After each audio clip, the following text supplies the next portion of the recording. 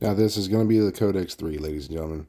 The storm has been brewing through the entire season right now. We've got a bunch of problems with the game and other things where people are doing their hardest to try to get, their seasons, their levels, countdown, descent, conflict, PvP. You're always looking for the best stuff that you can have in your stash box, waiting for other types of things, but you're full on your stash. So we're going to cut through every bit of the bullshit, show you what you need to know, what you need to have, and everything that's set up so that way you can come out on top, whether it be in PvP, PvE, incursions, raids, all those types of things. If you want to help or anything like that, we have a Discord. The link will be below. We're going to have links to other YouTubers' channels that'll help you out and get some things like hunters, masks, and things like that. But so you will always be on the top of the leaderboard like so. These builds will give you that cutting edge, and that is what we plan to bring for you and give you. Enjoy.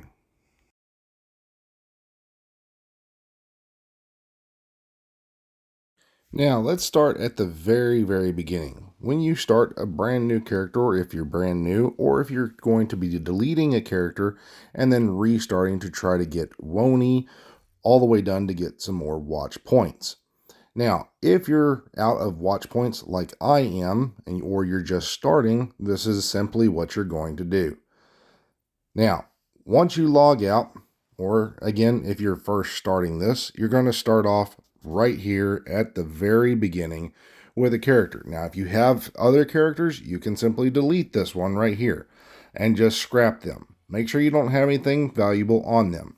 Now, you're going to start off right here at the main campaign. Everybody needs to be starting at the main campaign. Why? Because there's one free exotic that you can do in less than 8 minutes. Doesn't take you that very long if you have watch points. But if you don't and you're a brand new person, go ahead and bypass this section. Now you can create male, female character, whatever you want to do. Make them look the way you want.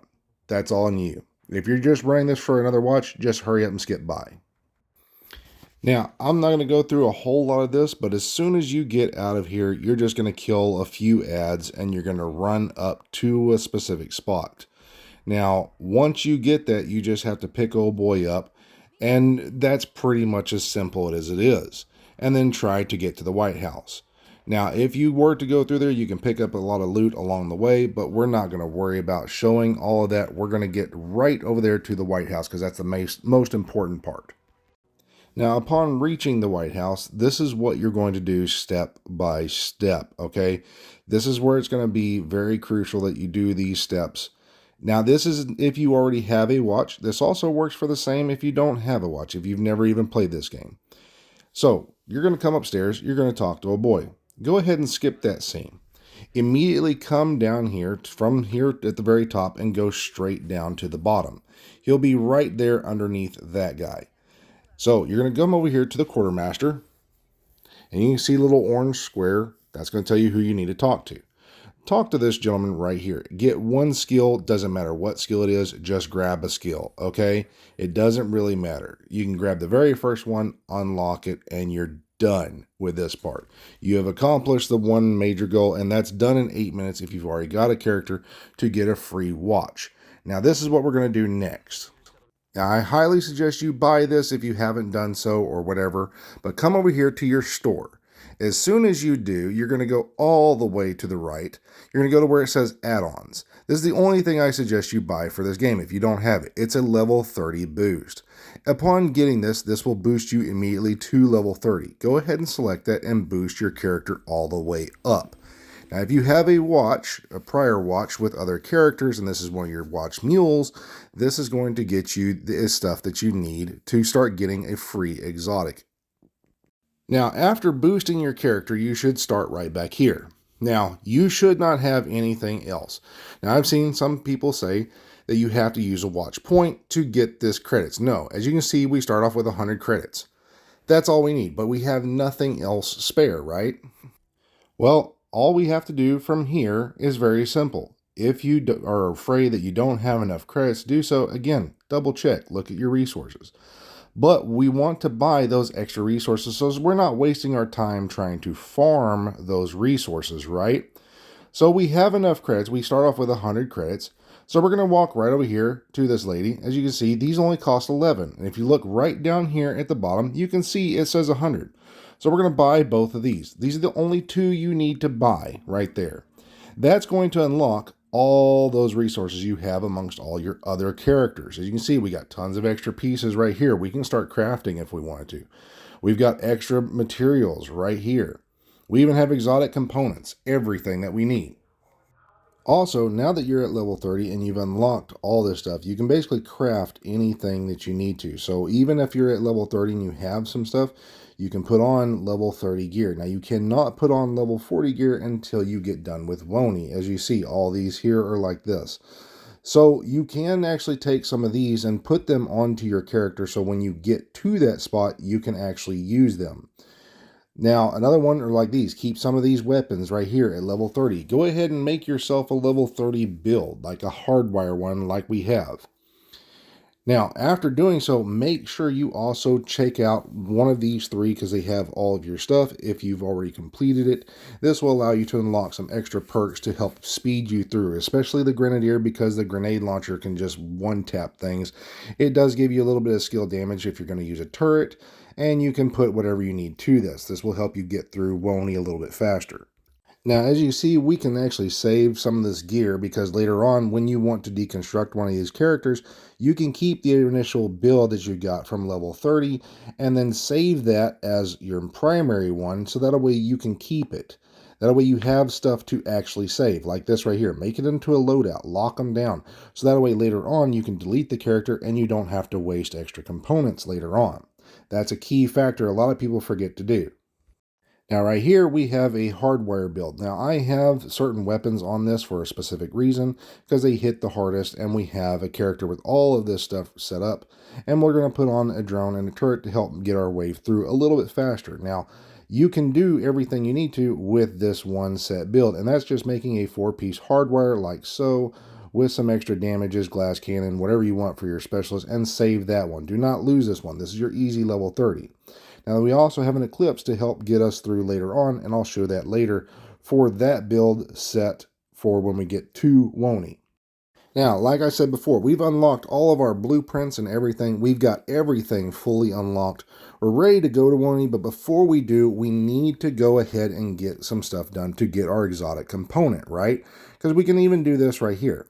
We can donate receiver and fabric, ceramics, and titanium, whatever it is for that week. And you can donate all of these, but you're going to need to go find things like it says right here for water. We're missing water. So where are these 3 best locations at to start you off at? Well, right here, we got a huge thing of food. In this territory control, there's a bunch of food around this way. And from that safe house going to this area, there's food. Right here, this is enough water to get it. Now you can spawn here and come this way or go from the safe house and then walk down because there's a spot right here where we can get some water and do this. There's also components as well that we need to get, but most of this right here is going to be just in your food, which goes from this way straight over to this territory control, like I said, and then boom. Now, if you're going to do components, they're mostly right here. Now, there are some along the way, but rather than coming from this route, we come up from this safe house. This safe house right here is some components. There's about 2 boxes right here, and then about one box right there, and then these right here is enough to get you enough for 250 if you need components. And if you don't get enough, you can always come right over here. There's some extra ones over here. Now, once you've collected all of your water that you need, you can donate this, and as you can see, boom, we get an exotic cache. One free one, doesn't take more than about 8 minutes, and you can get an extra exotic and deconstruct it if you want. And you should also get one more level for a name piece or something like that. You can keep these if you want to. They're going to be at level 30, or you could open those when you get to level 40. It will give them to you as level 40. So, but if you don't need them, you need components, boom, deconstruct it, you get components and some extra materials. Now we're ready to go to Wony.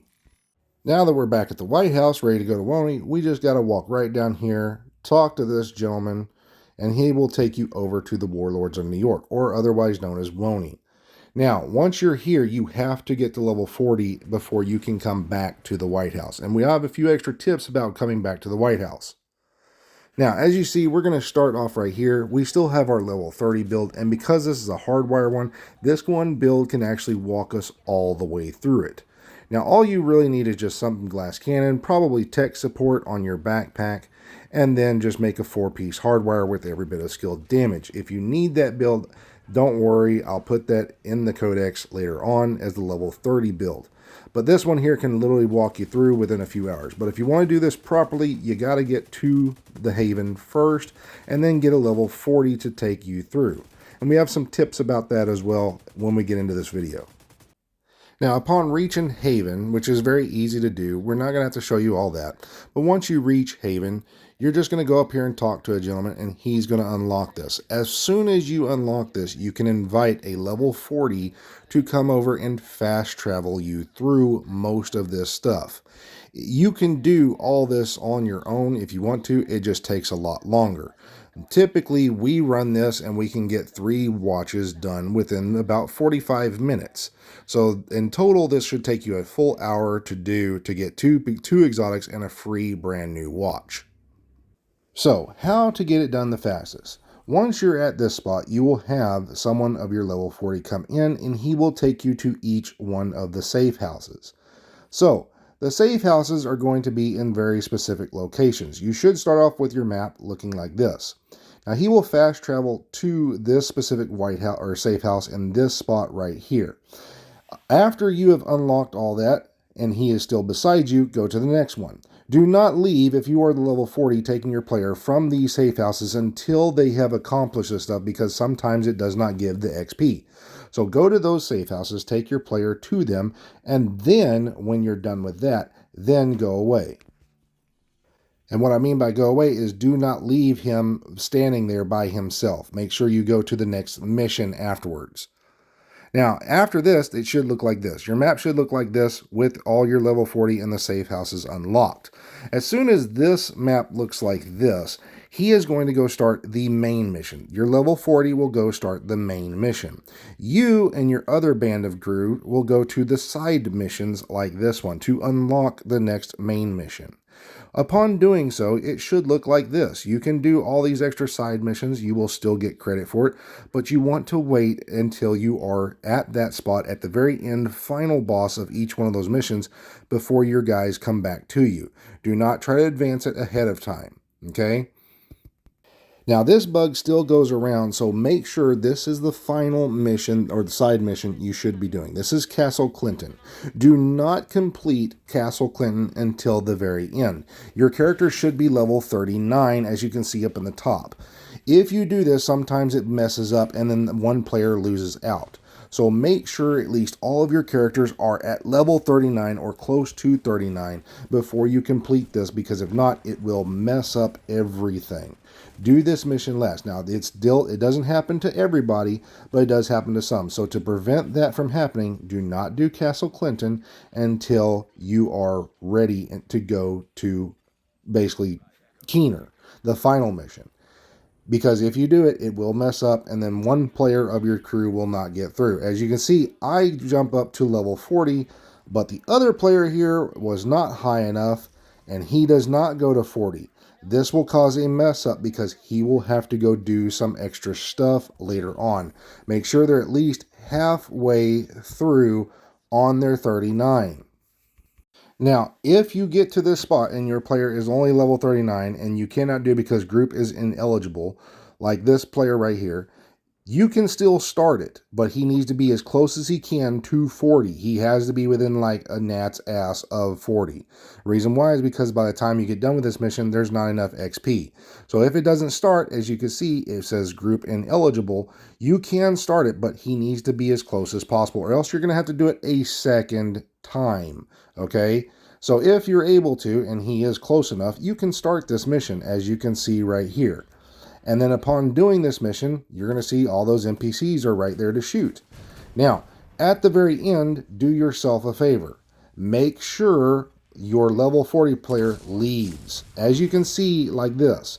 We have both of us at level 40. We can take out Keener with our builds and then basically end the mission.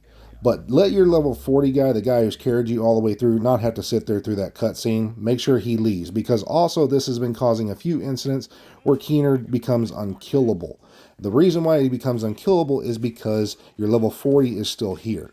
So have your 40 drop out of the mission before you kill Keener, okay? That will stop that glitch from messing up on your players.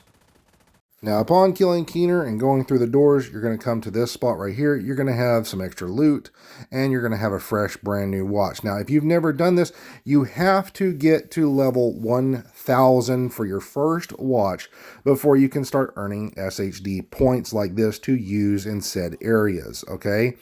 Now, I've heard a lot of people sit there and say, and I even made the mistake at first, that you have to be 800. No, you have to be 1000 for your first watch. After getting to 1000, then every time you go through and do this, say you're at 1800, it will take 800 credits away from you and give you 1000. So if you're at 2800, you get 2000 points, and so on and so forth. I'm not going to keep doing that math for you, but you get the idea. And then you can use these to maximize stuff, craft, do whatever you want to do with them, okay? Now, another cool thing that there is about this is if you log out and log back in, you can do this at level 31 or you can do this at level 40. I suggest doing this at level 40, but once you log back in to your character, there is a neat little thing that you can do, especially if you have completed all of your other characters or gotten the Hunter's Mask for all that. So what it is take a look at this. As soon as you respawn back into your character, and I can show you that this works for even a lower level, if we walk right over here to this box right by Agent Kelso, we have the keys. Now, you can open this box at any point between level 31 or level 40. And I'll show you that we do this ahead of time to show you can even get it at a level 31. So as soon as you get those keys, this will give you a chance at this one right here. As you can see, it's a level 31. Boom. A hunter killer right there. But we cannot go back over to the White House until we do this. Now, you can do the same thing. You can get a level 30 of these right here by logging out and logging back in. But I like to save these runs right here. So as soon as we get done with the White House, because some players don't have them, we can give them away a free shield splinter by doing this. So anybody who's helped you out, like your level 40, wants to give, you want to give them a little, thanks for helping me out, but they don't have one of these, you can come over here and get the white keys as well. And then open up a box, get a free shield splinter, and deliver that to any player who's helped you out for doing this stuff. It's kind of like a little token of saying thank you very much.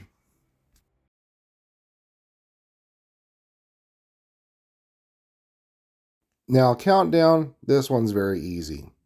Now, these are just going to be some do's and don'ts of countdown, okay? The simplistic ones, the ones that every player should know.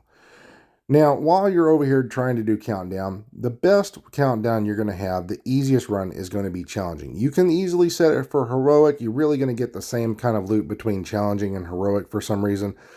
But if you want to create one, you want to be the host of it, you can create it that way, or you can just start matchmaking and you might get lucky, be the creator, or you can just create your own like so.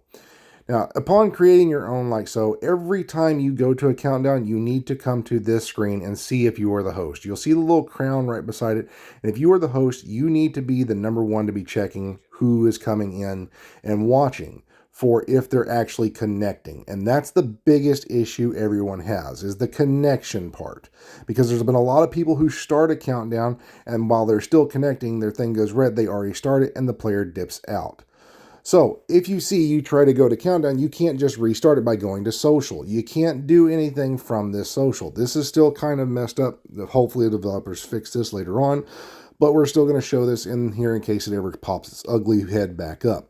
So go over to the countdown thing, go to challenging, and you're going to see it keep switching between challenging and heroic. Just go down to apply, go back over, and just kind of do like a little triangle until you get back to challenging. It should go to find agents, and as soon as you find agents, you're going to see people pop in like this. Now, upon doing so, you need to be looking over at least their player and make sure that they're here. I don't care if you like them because they're low level or whatever build they have. Just enjoy the time. People are here to farm just like you are, so help these people out, okay? Now, if you have a certain thing about them being a certain level, that's on you, but watch for that little green symbol. You see how it's green right beside these players and everybody else? You're going to see some of them who just join in, and it's going to pop in and it's going to go red. So when it pops in and it goes red, don't start it. Wait a few seconds. Do not instantly start it when you see a player in here, okay? Because if you do that, again, it can mess up. So as soon as a player pops in like this, we're going to give it a few seconds and watch to see if he goes red. As you see the little spinning icon right there, and there it is. When he's red, that means he is not fully connected. You have to wait for it to go green like this, and then give it a few extra seconds just to make sure. But as soon as you're ready, go ahead and start your countdown, and then you're good to go. Now, upon starting your countdown and you're actually at this screen, you're going to come in here. Now, some people are going to load a little bit faster than you just because of what's going on with the system right now, but most everybody is starting off in the same location. We used to be spaced out. Everybody's enjoying everybody starting in the same location. So this actually helps the group fight together as a group. And please, when you're in here, another do is fight together as a group. Do not go solo onto your own to go fight something else. Don't go try to fight a hunter by yourself. Work together as a group, because if the hunter kills you, you are down and you're out all the loot. Now, you need to be together to get all the hunter's tags. The more hunter tags you get, from what I've been told, the better you're going to get for your loot at the end, and all that kind of stuff. Whether that's true or not, I don't really know. All I know is you need to come over here at those little spots I just tagged. Those are where the hunters are at. So, fight together as a group, stay together as a group, and work as a one unit and go to each one of these. Now, you only need to complete 2 of the missions, okay? Just 2. No more than 2. If you complete the 3rd one, you're only going to get an average of about 2 extra points, maybe an extra 4 on heroic. So it's nothing better than just finishing 2 of them. So do the 2 and then do the main mission and then fight the hunters at the very end. Do not worry about trying to go get that 3rd unless you got a lot of extra time, but it's a waste of it unless you're just really here for loot. Just complete 2. So stay together as a one whole unit and fight everything, get everything done together. As you can see, we got about 1 minute and 30 seconds left. So don't be this guy right here. Boom, calling it with 1 minute and 30 seconds left and then cutting everybody out from loot. Because it's 1 minute 30, and on an average about every 25 seconds, you can get another bunch of loot to come in. So don't be this dude over here and calling the freaking thing too early. Please don't, because you piss a lot of people off who are trying to come in here for loot. Call it at the last 5, maybe 6 seconds before that timer runs out.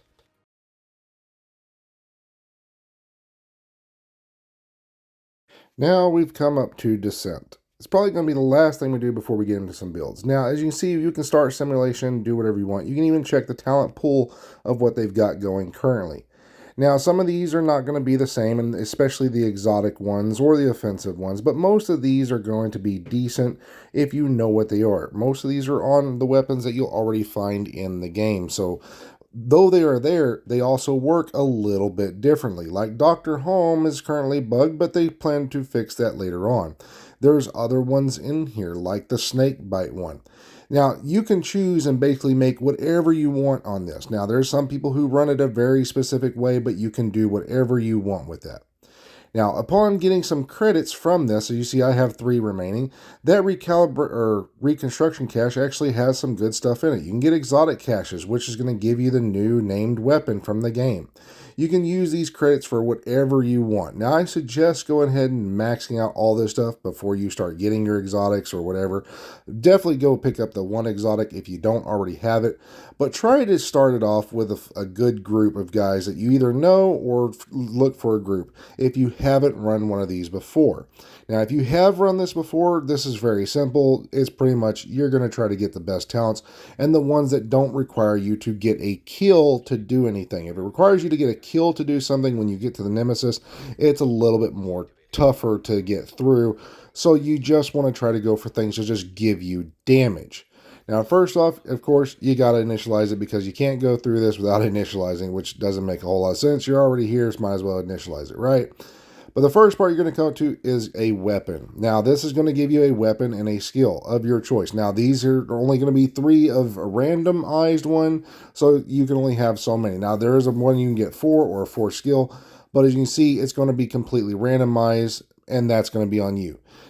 Now, you are going to have to worry about those skills coming back to shoot you if you have skills that they can take over. So you need to make sure you know what you're going to be using and things like that. You definitely want a reviver, hive, or something like that. Now, upon doing this right here, this is all going to be on you of what you want to pick. So just, again, have fun. Do what you want with all this. It's a lot of fun. But as you can see right here, we have Descent Currency. That's going to give you extra stuff later on. And Nemesis Heat of 5. So the lower the rank, the higher it gets. So this is where you want to choose wisely. Now, these red ones are very hard to pass up. But since it's easy and we're going to get a little bit of heat, an extra bit, we want to go with this. It does not have more currency, but that's about it. Now, these little doors right here that you see that are red and other doors that aren't, the red ones are the ones they're going to come out of. Now, there's going to be way more doors later on that they can come out of, so you need to make sure you have yourself in the right position. So definitely watch for them coming out of those doors. Gun them down. Try to aim for the head as much as possible. You get the more damage that way, and just kind of glass them down or aim for their weak spots. When they're dead, close enough dead, you can easily just slap them down. And then once you're done with this room, it's going to give you a talent of your choosing of any of those because it was all red. And just go again for stuff that's just going to give you damage or survivability, no requiring of kills, nothing like that. And then go to the next room once everybody's picked everything that they want.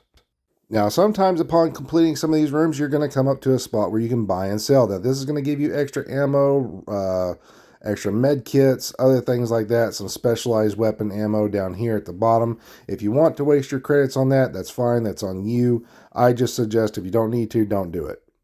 Now, some of these rooms are going to come with these bosses right here. These are way extra NSA credits and stuff like that. You just got to watch for the hazards, and the heat is usually typically low, so you don't have to worry about those. Now, upon completing 4 floors, you're going to come up to the final part for the arena. This is going to go from loop 1 to loop 2 to loop 3 to loop 4 and so on and so forth. Now, upon reaching these rooms, this is where everybody needs to make sure they have all their stuff ready to go, okay?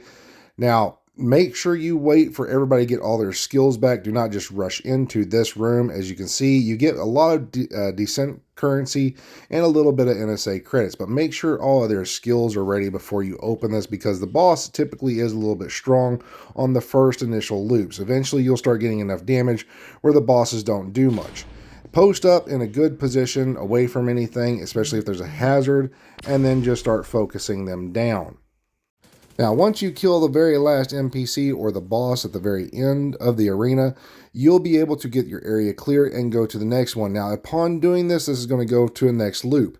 Now, at that right there, you're going to have an exotic talent, typically on the very first one you're going to come up to. Now, these exotic talents are going to be randomized. You're only going to allow 3, so pick the best one for you, or you can skip, and if you skip, you can actually get some extra credits. But if you find one you really like, just go ahead and snag it, use it. Even if you don't like them, sometimes it's good to just have one to start with. Now, once your Nemesis heat is at 100, you're going to get past that final loop of those arenas, and then you're going to come up to the Nemesis one. Now, you have to go through the arena part before you can get to a Nemesis. So even if you're at 100 and you started off at the very first room at 100, you have to go all the way through, get through that loop, and then get to the next part to go to your next one. Now, you're going to come up to a bunch of resupplies. Make sure you have everything you need. If you don't need any offensive talents or something like that because you're here, don't waste your credits on this. Go ahead and max out like your ammo capacity if you haven't done so. Get some extra armor kits, things like that that's going to help you fight the Nemesis to win. Now, this is most important. If you have a skill, like I have a turret currently right now, if you have a turret, be careful where you put it. It will be weak. You can kill it, but you're also going to be fighting a boss that's similar to you that has a stronger turret. So make sure you have skills that they cannot take over, like my fire sticky. Go ahead and resupply, come into your room, and be ready for the fight of your life. Now, sometimes this is easy if you have everything set up. I just fast through this as fast as possible so I can show you guys exactly what it looks like. Now, when you initialize this, you need to pick a spot to fight and fight hard because sometimes the boss will rush you. If you're lucky and he doesn't, oh well, no big deal. But usually everybody typically runs this direction, goes up here to the top, and then fights up here. Now, if you have more players, they're going to have more bosses, more nemesis because there's more players, and then sometimes they come out of the door right behind you. But usually if you're just by yourself, you're just going to be fighting the one like I am right here. As you see, he's usually pretty easy to take down.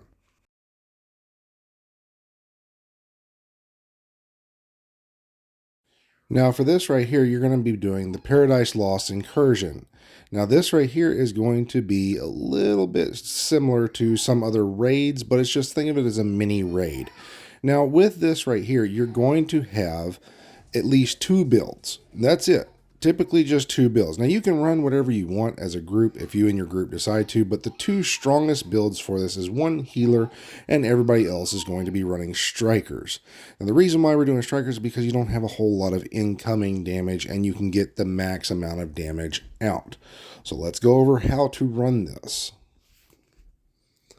Now, once you get up here to this spot, which is the very first, you're going to have your healer typically right about here. You'll have one person who jumps up and takes out the left one first. It's the easier one to get rid of. This way, you're not having to get shot from the side up here on the tractor as we come this way. Once you kill that box or the little gas tank, you're going to rush over here to the right, and someone's going to jump up on the back of this trash can, and the other one is going to be healing. You'll have the other 2 killing all the NPCs, and right over here on that manhole from right here, that's where Chonga is going to come out, so watch out for that. Now, once you do that, someone's going to be shooting that one. As you can see, it's right there. It's on fire, and that's pretty much it. Now, in the next spot, you're going to have someone up here on the left-hand side, someone back here, and then they're going to be guarding this tank or little canister on the back. And then you'll have your healer, typically right about up here, because he can shoot a chem to anyone, and even another player can be facing off against the NPCs over here and just killing basically everything. After about 3 waves, maybe about 4, you'll have drones, and then 1 more wave after that. Now, as you can see right here, this is typically what they're going to look like. You kill a bunch of NPCs, and we have 1 left over there. Anything with that diamond is what's going to damage the tank, the canister, whatever you want to call this. It's just another tank trailer and stuff like that. Now, after killing everything else out here, you should see 1 last wave. As you see, here they all come. And this is where you need to make sure you get them all down. As you see, we have Chongas that are going to come out. Those are the priority ones, and the snipers. Anything that has a diamond on it, those are your main priority to take out.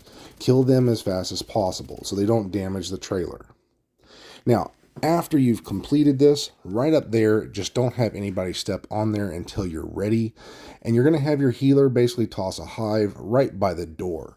That way the hive will heal anybody and the healer will rush in there, kind of get to the back, probably toss a grenade onto him to get sledgehammer like so. And then everybody's going to bum rush this Chonga that comes out. Now, you'll see this, just land headshots on him, and that's pretty much it.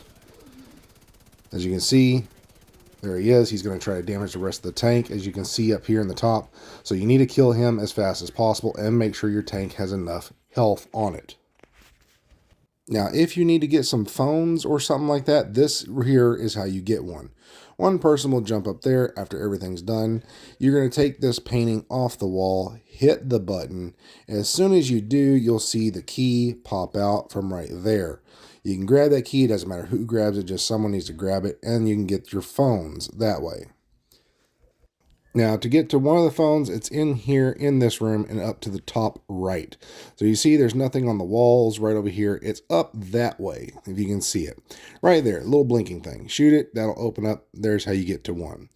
As soon as you do that, you're going to open up this door, of course, and then come straight over here to the left. You'll see it interact with that, and that door will open. This is where we go to the next boss. Now, there are 4 areas you need to know. These round discs right here, they come to this water spout and just to that one alone. There's other ones over there to the left. That one's the billiard room. You got the lobby over there. Now, this is the record player. The record player are just these 2 spots. So when you want to give call outs, that's what they are. Stage are the square ones. So record player will be circle, stage will be square. Then you have these other square circle ones over here, and you have square ones over here to your right. Now, that's going to be the billiard room and the lobby, or the lounge room. So whoever goes up there and stands closest to that spot up there, once you cross that threshold, that will release the first Shanga or the Wraith. And you're going to bring him to this first one right here by the record player, spray him down, which will be over here on the right. So when you go in, just turn to the right. It'll be the first one on your right. The other ones are basically just like that. Just follow the pipes. It's not that hard. Look at the pipes, look at which ones you're going to hit, and it's basically that simple. Now, the next phone, that's pretty simple. Just open the door. Boom. There's a phone right there. You'll pop this open, and as soon as you pop this open, you're going to go right down the stairs, and the next phone is more complicated to get. So we're going to go over this one in detail because a lot of people get stuck. They're not so sure on what they need to do. So we're going to go over this one a little bit because it's kind of like back and forth. So you're going to shoot the lock off, basically, and as you can see, we can interact with that door right here. You cannot interact with this one unless you shoot that box over on your left. Now, once we do that, the other person, he's going to open up said door, and right here you can see that's where the fuse is. You need to get to that room first, but to do that you got to come back over here. So interact with this door, open it up, grab a fuse out. So it's good if you have two people, one person over here doing this side, one person doing the other side. But if you don't, you want to do it yourself because you're missing these, you can easily do it like this. And you see right here is the fuse, interact, pop it in. That is going to reset this. You will open said door and grab the key. Then you go back to the other way. See why you want two people to do this? That key is going to open up this gate, and then there's your phone right there. Now, for all you achievement hunters, there are two ways to finish this. One, you will kill the big fat one, which apparently is the female. The little skinny one over here, that's the male. Typically, everybody kills that one first, but if you kill the big fat one first, there is an achievement. To do that, you just want to burst both of them down at the same time, weaken them, and then kill the big fat one, and then kill the other one right thereafter. Because if you do it any other way, they're going to have a shit ton of drones coming at you. Now, after you have completed this, this is where you want to make sure you get to. This is where the gold is. You can't get it on the Wraith, which would be technically like the third boss. But if you get a double exotic right here, that typically means you got the Ouroboros. If you didn't and you only got one, that's what you're going to see. You're going to see just a random one. And you're done with the Incursion. Now, this build right here is my personal favorite. This one here works for basically if you want to use it for, say, the Incursion, if you want to use it for Countdown, this one here works in all areas. So do most of these other builds that I'm about to show you. Now, the reason why this one is great for both of those is because you have a lot of protection from elites. Now, there are a few areas where there are some purples and things like that, but most of all, through the Incursion as well as through Countdown, you're going to run across nothing but a bunch of elites. So this build right here gives your teammates that survivability because you're being that tank. You are also giving them all these extra boosts. These boosts come in the form of from your weapon because you're able to do status effect, and the crossbow, the survivalist, gives your teammates an extra 10%. Plus, if you land all of your 7 shots, you're going to give them 20% extra damage on those targets. At the same time, you're able to stagger them or keep them shocked, or say, other types of things from that. As well as having the lefty shotgun on here. You can simply toss a grenade at certain spots like this and then set those characters or those NPCs on fire, giving your team that extra buff. Having a backup boomstick also with Sledgehammer allows you to do this. Now, Sledgehammer works against any and all targets. If you don't want to use it, you can easily throw on an orbit, get some kills off this, and then give yourself an extra bit of crit chance, critical hit damage if you want to. But the backup boomstick with Sledgehammer is going to be your best go-to because you're basically just using shotguns with this. Now, we're going to give your teammates an extra 25% critical damage. You're not typically going to give them the extra 10% crit chance or on anything like that, just the critical damage because you're going to be up close and personal with a shotgun. The setup backpack is also going to give them an extra 15%, including yourself, 15% more damage from all sources. So that includes their skills and other things. Now, you are going to be giving yourself this extra damage because you're going to be close to your skills or other players by getting this extra 20% damage Plus, because it's got status effects as the main, using the Scorpio shotgun also prolongs those status effects that you do.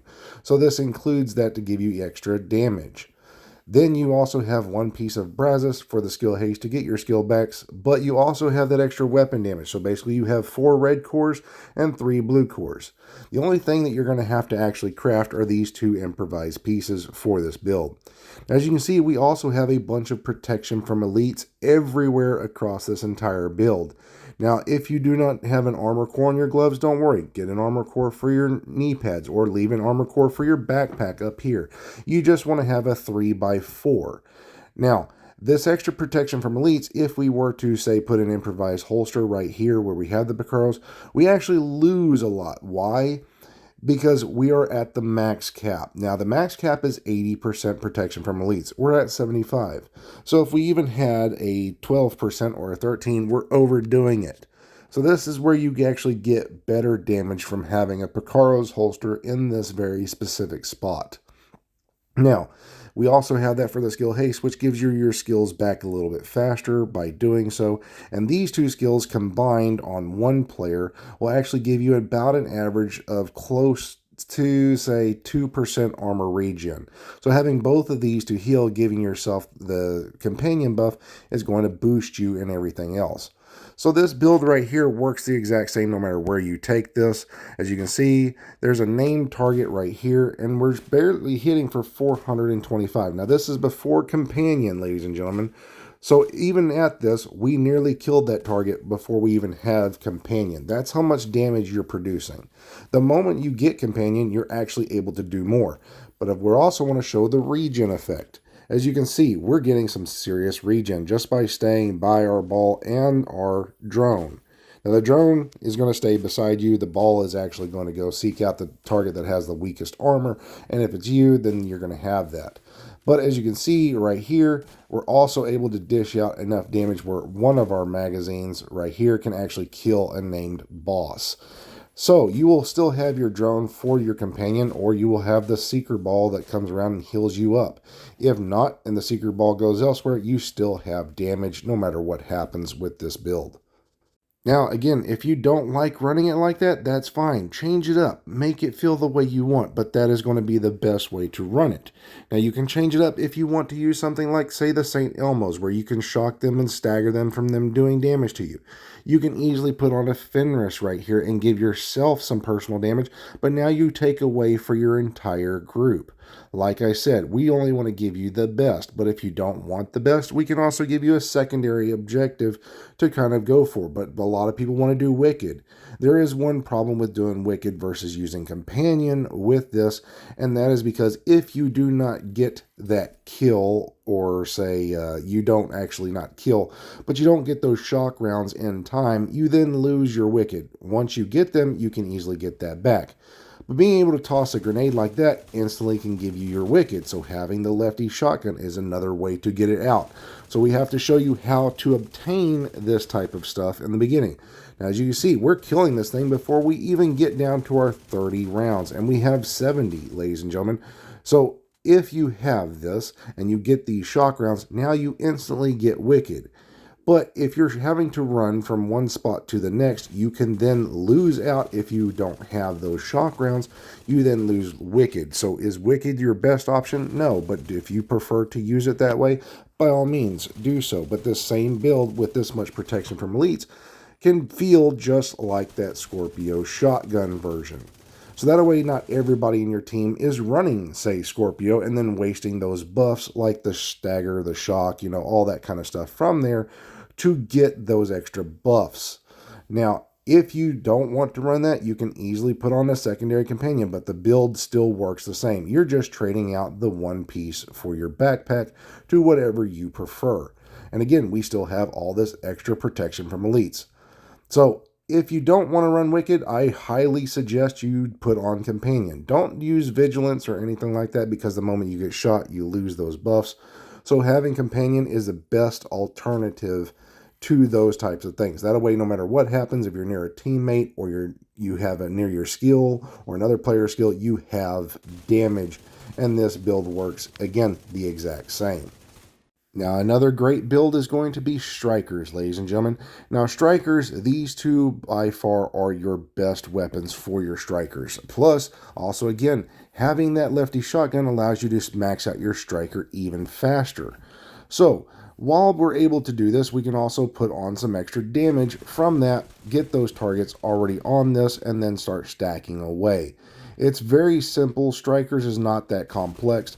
But then pulling out a Bullet King is actually going to be best because one, you're hitting for 1.198. Now we can show that some of these other ones, especially like the Ouroboros, or say if you want to use a St. Elmo's or even a FAMAS, those can actually be good. The only downfall to those three weapons versus the Bullet King is when they have to reload. If you are having to reload, that takes away from your damage or your time to damage. Having a Bullet King on this, being able to just continuously fire and restack ammo, can be really good. And then using, say, a lefty shotgun to initially start out your stacks like this, right here can actually be very beneficial for the build, and then just burning everything else down. Now, again, how you choose to set this up is on you, okay? So if we have the backpack and the Coyote's mask and the chest piece, those are the three things that are going to boost this the most. Now, whether you want protection from elites like I have in here, that's going to be on you. Some people would rather go damage. Some people would rather have that protection for more survivability, especially with the crossbow specialist giving us that survivability. You could even trade off the Bullet King and go for Iron Lung so you can set them on fire to where they're not doing damage. Again, St. Elmo's, you could shock them, get more damage while they're not able to shoot you back. You could do the Bighorn, which can actually destroy things really, really fast. You can use whatever weapon you prefer on here. It's just because you have to reload with those, the Bullet King reigns supreme because you never have to stop shooting. So if we take the FAMAS with fast hands and we show this, watch my meter go up. It doesn't reach anything more than about 27, right? Now we could, if we crit a little bit more, we could actually get it more. But if we kill that target, guess what? That's going to stop our fast hands. So we have to go to something invulnerable, and I can prove it as well as shooting these over here. See, we're only getting about 35. And if I shoot another target and another target, yeah, we're going to able to stack this up and keep those types of things stacked. But if you're only shooting one target and you have like just a boss, and that sucker has the move, he hits you with a grenade or staggers you, guess what? That's downtime from shooting, right? Downtime from shooting is not good. As you can see, we only stacked it to 20. So what about the Bullet King? So as you can see, we got the Bullet King here now. Now the Bullet King, I can just let this thing rip all day long. And the best part about the Bullet King is once you've landed enough shots, whether they be headshots or body shots or whatever, you resupply yourself with ammo. This becomes a great thing for you and your team, being able to do this, because as you can see, we get back ammo just by doing this right here. So we are able to put on, say, the minigunner, give our teammates more ammo. We can also give ourselves more ammo. And we're hitting for 1.190 the whole time. And we're never stop firing. That is where this thing can reign supreme versus this one hitting for about 1138 max. Now that's not on health. That's 1138 on the armor. 1393 is going to be the damage on the health. So if we ever got down to their health, yes, an AR will actually beat that in damage numbers. But if you have to reload, again, like we said, the Bullet King will continuously fire versus this one here. If you're on fire, you're not landing shots, then you don't crit. You're not going to be able to shoot back. So again, even the Ouroboros, the exact same thing. We can stack an Ouroboros right here and demonstrate this exactly the exact same. And you can see we're only hitting for 1024. 1024, right? Now this is with protection from elites. Even landing headshots. The Bullet King still hits higher. While these are able to crit more and crit a little bit higher, yes, this can be a lot more beneficial for you. Again, this is where it becomes player's choice of whatever weapon you prefer. But if you still have to reload on this, that's downtime of not landing shots. You're going to get more out of your Bullet King in the end run. And now we come down to healers. Healers have a very specific job. Their job is just to heal, while at the same time giving your teammates those extra buffs. This is again where the lefty shotgun comes in, where the other teammates don't have to have that. They can actually put on an ACS 12 and get some damages out, versus say the lefty shotgun goes straight to this character because he has the fire grenades. He can toss these, and then as soon as he tosses those, he's going to give his teammates this extra buff, because while he's trying to heal, he's able to just toss those and go. Having a backup boomstick, again, just like this with Sledgehammer, even though it's not a lefty, will still give your teammates that extra buff. And then we can have a capacitor because of all the yellow cores we have. We can actually get some damage out, because for each yellow core that we have, we're able to get 7.5% weapon damage. So we have a ton of yellow cores. This is another way to get that damage out. Now, some people are like, why do you have blues in here? Because this build actually works for PvE and PvP the exact same. We have shock resistance, we have burn resistance, and we have disrupt resistance. The three strongest ones in here besides bleed that we have to worry about. So having this to burn at 40% for the entire Has-Pro of your build will actually benefit you, because you get 50% for your chems or your hive that heal you. So that's going to boost you up to 90% for that small duration. So if some player is using shock, or a NPC hits you with fire, you will have 90% burn resistance, bleed resistance, all that kind of stuff in here by setting this up with some hazard protection. That way you don't have to worry as a healer of going down in PvP or even PvE. You can actually do this. Now, the Richter and Kaiser gives you, with all this Alps and these other pieces, going to give your teammates 30% heals, but because the Richter and Kaiser also gives an extra effect. When you heal yourself, you will also heal your teammates, and your teammates being healed will heal you in return. You can go view some other videos I have on this, and those will show you exactly what they do and why you want one piece of Richter and Kaiser, especially for PvP, not in PvE. This is not always great for PvE. It works the same, but it's not the best. Now, as you can see, we can heal ourselves. It only takes about 3 or 4 ticks, and you're fully healed up. Because you're already at low armor, it's going to do that. And then we can actually show the damage and the range. Now, the range is very vital. Why is the range of what you're using vital? Well, that's because of the backpack, the future backpack, and we're about to get into this. So if I toss this hive, this is going to be against the wall. You can see this white line. That white line right there is going to be our 0 barrier. Now, right here on this line, this is not 5 meters. That line right there is 5 meters. The yellow and black dotted line, that is 5 meters. Once you step outside of this 5 meter range, you lose some of this future buff. Now, the safeguard gives you this no matter where you're at. So when you heal your teams, the Richter and Kaiser heals you, it heals them, it gives you more heals in return. You don't lose this 60% right here when you're inside that 5 range. Once you're outside of that 5 range, you lose it. That is where safeguard kicks in and actually survives stronger. But the other version of this is going to be like this right here with the future backpack. This is going to give your team the overcharge that you need with the BTSU gloves, but you have to stay within that line. So if we want to get that hazard protection back, all we have to do is have one piece like this with the hazard protection, and then throw in the mod just like so, and we're back at our 40% for certain ones. And then we don't take burns, we don't take bleeds, we don't take certain things. Now, the bleed is still going to be at 97%, so you may have to throw in a bleed mod or maybe 10% more hazard protection to this build just to stop that. But you cannot cross that yellow dash line the moment you throw on that backpack. If you throw on this, anything inside this circle right here, to that line, not that other side of that circle, but to that line, is fine because you're 5 meters from that hive or another player, right? That is the farthest range you get with that backpack. So if I'm standing right here, they cannot get outside of that circle. If they are outside of this little circle right here, they are done for. And as you see, even this circle does not reach this line. So if your teammates stay within sight of this one chem right here, they get that 120% buff. That's where Safeguard kicks in and does more for you and your teams. Now, the last important thing that we need to note on the future is this. It's the chess piece. Now, you need to have on empathetic resolve of some sort, whatever you want to have. As you can see right here, we need to have empathetic resolve. Why? Because this gives us 15% once you heal them from them taking damage.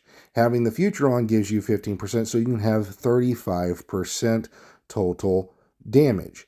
But the moment you were to have the chess piece on, you go to 25. But if you take damage or your teammates take damage, they lose this buff.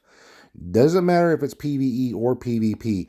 The moment you take damage, you lose that buff. So having empathetic keeps that extra damage going.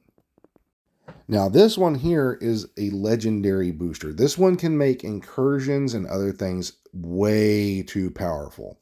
Why? Because you're giving your teammates extra buffs on top of the damage and the heals at the same time, but you're also going to be giving their skills extra damage. Now, as you can see, as long as your teammates can stay inside that green circle, they're fine, right? That's where your one heals need to come from. Do they need a hive? No, they don't need a hive. But as you can see, I'm using a sniper rifle. Now, why am I using a sniper rifle? Because I can get some extra heals. And that's where the designated hitter comes in. Do you need to have a designated hitter on this? No.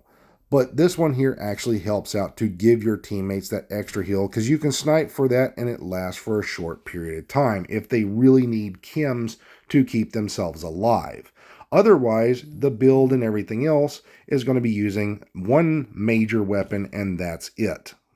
So the legendary booster or the incursion or any other build that you're going to use for this one here is by far the strongest healer because you give your teammates the heals and damage at the same time.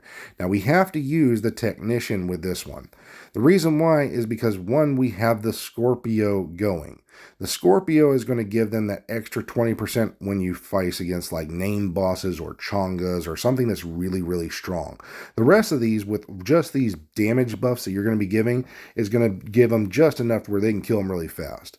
And again, we have a designated hitter because we want to make use of everything that we have. So this right here is actually good with the backpack because while you snipe, you can actually give your teammates this extra damage from both of these, because the setup backpack like this with repair skills and skill haste actually gives your teammates this extra 15%. So if you shoot them with a sniper rifle or the shotgun, you're going to give them that extra 15 on that target. That makes use of both weapons at one time. You may not be using one, but having both of them on actually helps out with this entire thing.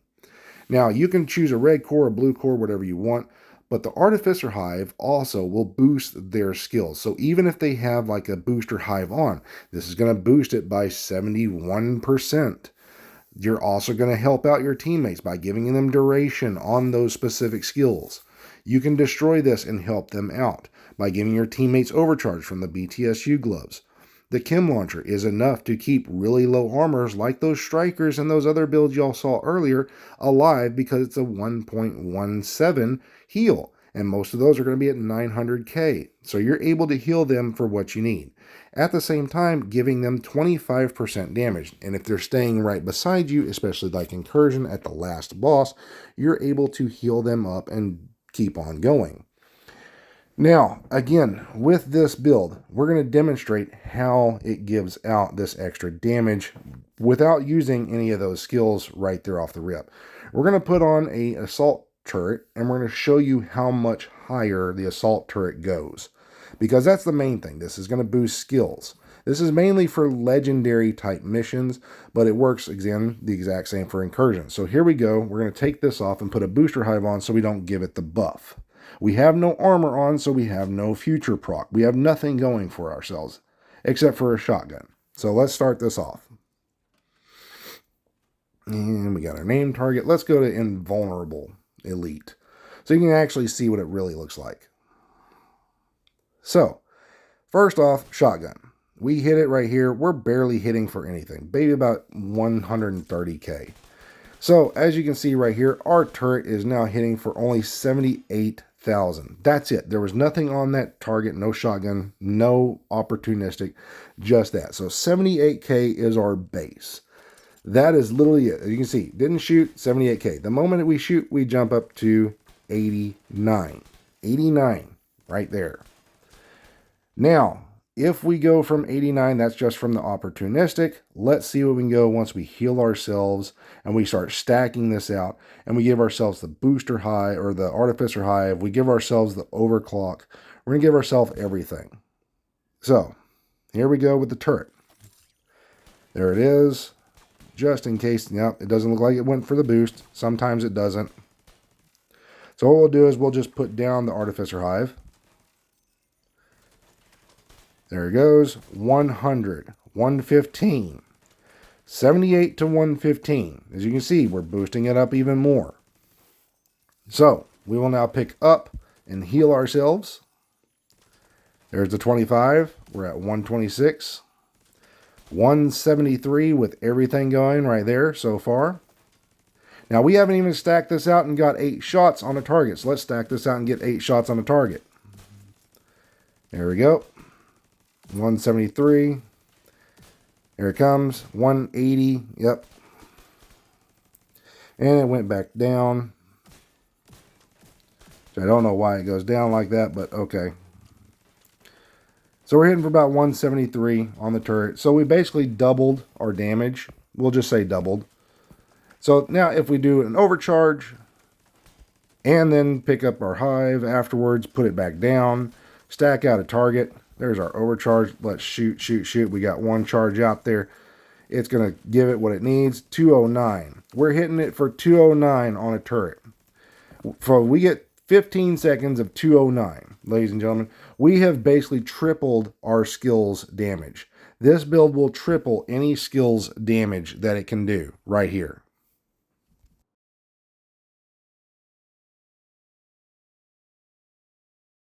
Now for the exotic runs, how to do these in each one. I will show you the fastest route to take to get all of your exotics. First, you're going to start at Bravo and DZ East.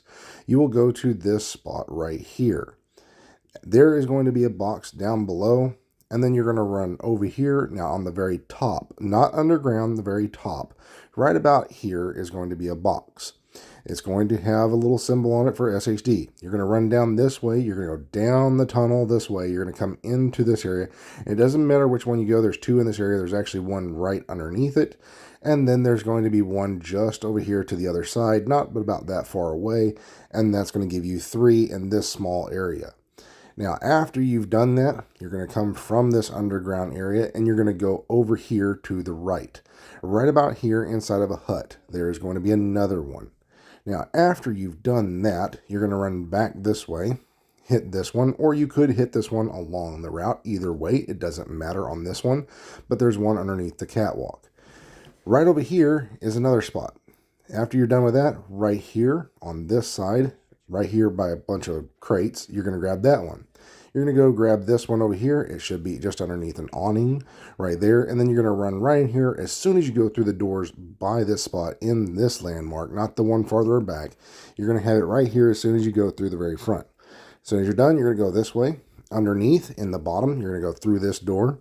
You're going to go all the way to the back and right along that wall right here, just above that staircase. You're going to see it as you come out of that staircase. Then you're going to go straight down right here. It's going to be another box. As soon as you're done with that box, you're going to go inside of this building right here. There's going to be a box right there. And then once you're done, exit out of Charlie CP. Now I'll show you a photo of the route. Now take your time and pause and take a look at this map right here. This is DZ East. So now for DZ South. DZ South, you will start here at Alpha. This is a very simple run, not that many boxes. DZ East has the most, but you're going to go up that staircase right over here on the far left side, just about right there. You're going to grab your very first box. Now, after you're done with that, you're going to run through this tunnelway, take a little jog through, come up here, and on the stage, not on the top above it, but underneath, you'll see a little box right there. After you've grabbed that box, you will run over here to the right, inside of this landmark right here, right in the very center of it, you're going to find a box. Now, as soon as you're done with that, just go straight over here, right about where that symbol is, right there, at this entranceway to both of these landmarks, if they're both up, should be right there. you're going to come over this way to Shantytown, which should be right about here, give or take. Maybe close enough there. You'll grab that one. And then you're going to come right down here below at Shanghai Hotel. It's going to be upstairs, right about there, about where my circle is, right against that wall and that little cubby hole, probably a little bit more to the north. And then you're going to run over to this one right here. And as soon as you're done with this one, it's going to be right in the center of that one, underground. As soon as you're done, just go over here and exit out this door closest to you. And I'll show you the map route right now.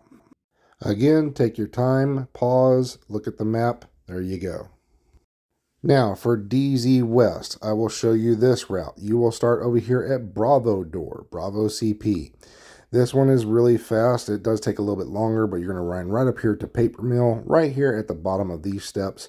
On the farthest left side, you're going to go to that one. It should be on the west side, steps going down. After that, you're going to go up through this way into Flooded Mall.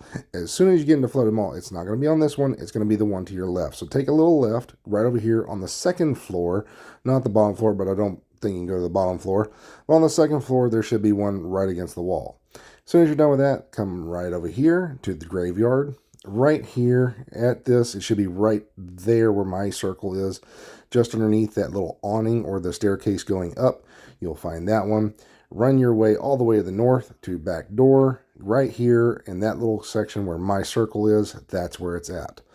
Now, after this is where it becomes, and that's the longest jog in here to go to one. Then you're going to come over here to Mansions. Mansions should be right here, right where the symbol is, right there at that one. And it should be right where my circle is, technically. After this one, you're going to come straight down into this one. It'll be right here in this corner, ladies and gentlemen. That one right there, Deserted Suites. Now, you have two more, and that's it. So, you're going to come out of there, go straight down this road, come to this one. It'll be right here at this little corner right there. Now, as soon as you're done with this, the last one is right back over this way, inside of this area. It'll be right there at that spot, and then you will go over here and exit out of Alpha Door. Now, once you've completed these runs, doesn't matter which way you do them, if you want to reset them, just come out here to the main entrance and just fast travel and stand outside. Now, if you are on, say, US West, and you have someone with you that's on US East, you can swap servers by having whoever was on the server, say you're on East, like me, you would have someone who is on West just cross that barrier right there from behind you, a little white line, go into the door, and that'll reset them. Now, you'll get a deal saying, do you want to accept? As soon as you do, it should reset. Or you can have someone who's on Europe. So as you see, I'm on US East. This is all you have to do. Just come out here, wait for 5 seconds, swap it, and boom, you're done. And here is the route right here, so pause and take a look for yourself.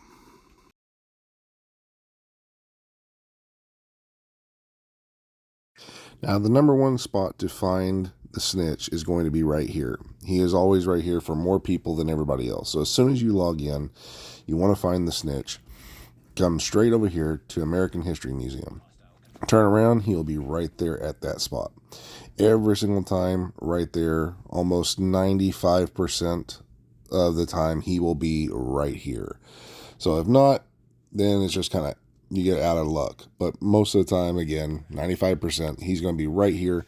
And then once you find him, you're going to be able to find the new vendor, Danny Weaver, who basically gives God roll stuff and things like that. And if you look around the map anywhere else, you'll find Cassie.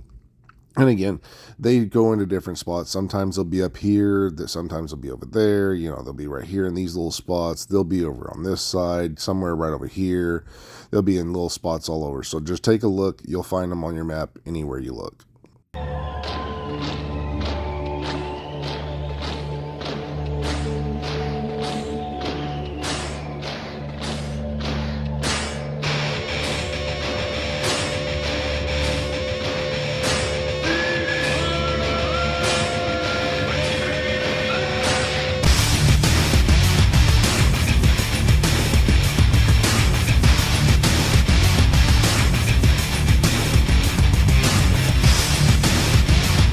Now, what is one of the highest DPS type scenarios that we're looking for? Well, it depends, but it's typically going to be these three weapons right here. Now, the build itself can change, like these two pieces right here. We actually have these as regular ones, not the named ones. Why? Because we want to see what this actual damage, like damage to armor, can lead for more damage in the bullets, as well as the foxes. Now, damage to armor only works on certain targets. For instance, like Chongas are damage to health. They have armor plates, but they have damage to health. Same with the dogs and the little Wally tanks and things of that nature, even player skills. So, since we have this build right here with these, we need to see what we can actually get for the damage. So we have coyotes, and that's going to give us our one exotic. Now we have these mods right here, as you can see, at 56% crit chance. If we put that one in there, we would be over and we'd at 61%. So we have to drop that down. But now that we have the backbone, this one is actually stronger than this vigilance. Why? Because vigilance is 25%, and if you got shot, you'd lose the damage. Versus the backbone gives you 35% weapon damage, and as long as you're getting kills, you can keep those stacks going, thus making this one a lot stronger than vigilance. And this works on some builds, even though it has explosive resistance. So, with that, we're going to use the strongest chest piece. Now, this is not the strongest, but it's this one that's going to give you instantaneously strong damage, like especially for the pestilence and the tick. So, with this, we have one piece of providence, which will be our sacrifice. And the second piece, which is our holster, is going to give us the crit chance. So we have a shit ton of crit chance in this, ladies and gentlemen. So, with all that being said, we want to see what the damage differences are between things like the Petrov gloves and the Overlord knee pads, the foxes, the contractors and foxes. So right now we're hitting for 399, right? That number will be posted up in the top so you can see what that is. So if we start getting these extra kills with the backbone later on, we'll show that. But we're not going to get the kills just yet. We're just going to show what these damage differences are between the contractors and these gloves. So we can see what the damage numbers are. We're not going to try to get any kills with the backbone because we want to see how much more this is going to increase. That's our goal. So we pull out our rifle again. And you see, now we're not critting as often, but when we do crit, we are critting for a lot more. We're critting for 4-3-1-1. So by losing that extra crit chance, we then are not going to be able to crit, but we are going to still hit for a little bit higher. So now let's throw in the Overlord knee pads, the foxes, versus the Overlord just regular standard type knee pads. Let's see what the damage to targets at a cover increases this even more. We had 4-3-1-1. Let's see how much more we get.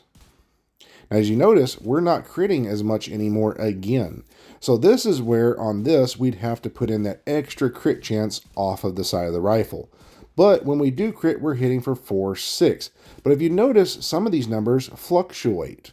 That's kind of a little issue. So some of the numbers will still fluctuate even though we haven't changed anything. So let's go back to this and we'll show you again how these numbers fluctuate.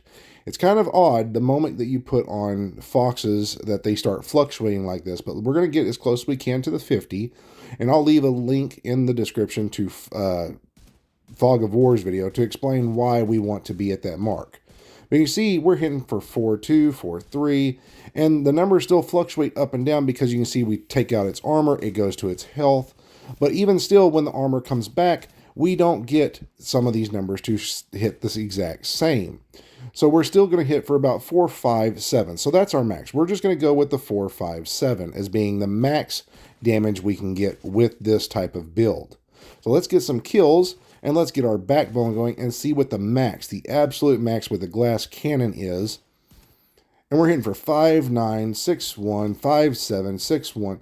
So 6-1 is our max. 6.1 mil, it should be 6.175 is our max damage with this, ladies and gentlemen. So that is the highest damage you will see with this type of build. So now let's show the pestilence. Now this is not a pestilence build, but we want to show this because this is one of the strongest LMGs in the game, because not only are you just getting bullet damage, you're also getting like 1 point something mil in ticks. And you could also throw on whatever other type of exotic. Say you want the Iron Lung, because the Iron Lung is also a good one because you have all that damage to armor. That's going to increase those statuses, and the bullets damage is a lot higher. So if you want to use that, that's fine. We're just going to kind of go old school with this, but you can see we're critting pretty high. And once we get our tick, we're hitting for 1.382. Now that was with the glass cannon. So let's show what a perfect focus looks like with the rifle. Now, of course, the pestilence is not going to use any of that perfect focus, but this is if we want to see what the highest possible damage is going to be. So we have one piece of Seska for our crit chance, the Araldes, which is going to give us even more damage. We have met our near 50 mark right here, and we have the backbone for the more damage. So this is using almost everything named except for the holster. The holster is a crit chance, so that way we can crit, because we need that in that spot. It is vital to have a piece of Seska in that spot. And you can see we're hitting for 6188. Now, after we've maxed everything out, we hit for 6391. 6391. So we're hitting for almost 200k more. So that's a lot more. I mean, a lot more. And that's using riflemen. But there is one little problem to all of this. So what is the problem to all this? That's easy to explain. It's riflemen. Now, the reason why Rifleman, even though it is the strongest talent for rifles in the game, it is not the best, because if you're landing body shots, as you can see, you will lose out on getting damage. You have to land a headshot. Some players are not good at landing headshots. Some players are good. This is where you can take these types of builds and put it to the way you want, because boomerang, as long as you're critting, you will get that damage. Now, it's not guaranteed to get the damage, but you will still get damage nonetheless on the body or the head, no matter where you hit, as long as it crits, and then you get that. So boomerang is going to be your by far better talent than rifleman, depending on your play style. So as you can see, we're able to crit even right off of these. The orange numbers are your crits. So being able to crit, that's going to allow us to get boomerang. As you can see right there, there's boomerang, and it can continue to come back. So we don't have to just land headshots to get damage. We can also get boomerang off of chest shots and still get even more damage. This allows you to be more versatile in your build and what you prefer to use. So let's get some backbone into this and see if we can at least get close to the 6.3 mark, the 6.3 mil, because this is going to be very important. So as you can see, we're hitting for 5.9 max, about 5.1 on average. There's a 6.4 in there, and again, it fluctuates all over the place. But we can hit for, as you saw, 6.4 right there. So again, ladies and gentlemen, this is still going to be the absolute strongest build in the game for rifles and stuff like that. Now again, if you don't want to use the backbone, that's fine. Again, make the build how you want. You could use all of this right here. You could even go back and get a gift, which would give you 3 seconds less if you were to get shot or damaged to be able to get it back versus 4 seconds. So this right here, as you can see, even in the shooting range, as you damage yourself, vigilance does not remove itself. So this is going to be an instantaneous damage. You're going to be able to see what we get right here. So let's just do some damage from afar like we did before. As you can see, we're getting automatic crits like that. So we hit for about 5 mil on the mid-range. And right here, about 4.9, 4.9, 5.4. And again, we're still not getting that 6 mil. We're not even getting close above the 5.1 like we were with the other ones with that. But we can at times. So again, this one here is actually a lot weaker than what it used to be in the past. So the Codex is now going to be a different build. It's going to be just the backbone backpack. You can make this exact same build, just put the backbone backpack on. You're going to get more damage. And then whatever you prefer on your rifle. So like I said in the previous video, we have a pestilence, right? We want to make a pestilence build. So with a pestilence, we're trying to go for the legmo. Now a 3-piece legmo is vital. Now also using the minigunner, because you're going to get extra weapon handling, you'll be able to reload faster on your 3rd reload, give yourself some more ammo. Basically, it's just a lot better with the pestilence build. So there are some specialists that have to be used for certain things. So as you can see, we have a 3-piece legmo using the perfect backpack, and we have the contractor's gloves, the sacrifice, but we also have the foxes with the blue core. Now, why do we have the foxes with the blue core? Well, ladies and gentlemen, that is because I just don't have a red core on this one. So if we trade one blue core for another blue core, it will still match and we can get accurate information. So having this right here has been suggested as being better on this glass cannon with a, using the Coyote's mask. So let's just get some actual numbers, right? Let's see some actual damage numbers. So, as you can see right here, we're going to get our backbone maxed out. Now that we got some targets out here, let's kill some targets and get our backbone completely maxed out first. So it's going to be maxing, so we're just going to go ahead and get this stack over here while the backbone is maxing so we can see what we're going to tick for, right? So after we get this, we're ticking away at about 15551. And what are we critting for each bullet? Well, that's right about there. So yeah, that's not too bad. That's not too bad. And that's with this, right? That's with this one. So we're only hitting for maybe about, it's a, 755. Not bad. But the moment we throw these, the Sawyer's knee pads on, and we actually use them, because this is going to give us a little bit more explosive resistance, though it doesn't give us more crit chance, it does actually increase even more. Now, what does this one increase more for? Let's get our backbone to max out. There it goes. Now that we're maxed out, we're hitting for 853. So we're hitting even more now. We're hitting for almost 100k more. 853, ladies and gentlemen. So this one here is going to be one of the strongest ones of them all. So what we're going to do in a short bit is now we're showing our tick at 177. So we got 853 for the crit bullets and 177 for our tick, right? So let's try the other build. Now this one here has been suggested as being the best, right? Okay, so let's put it to the test. Now, we have one blue core.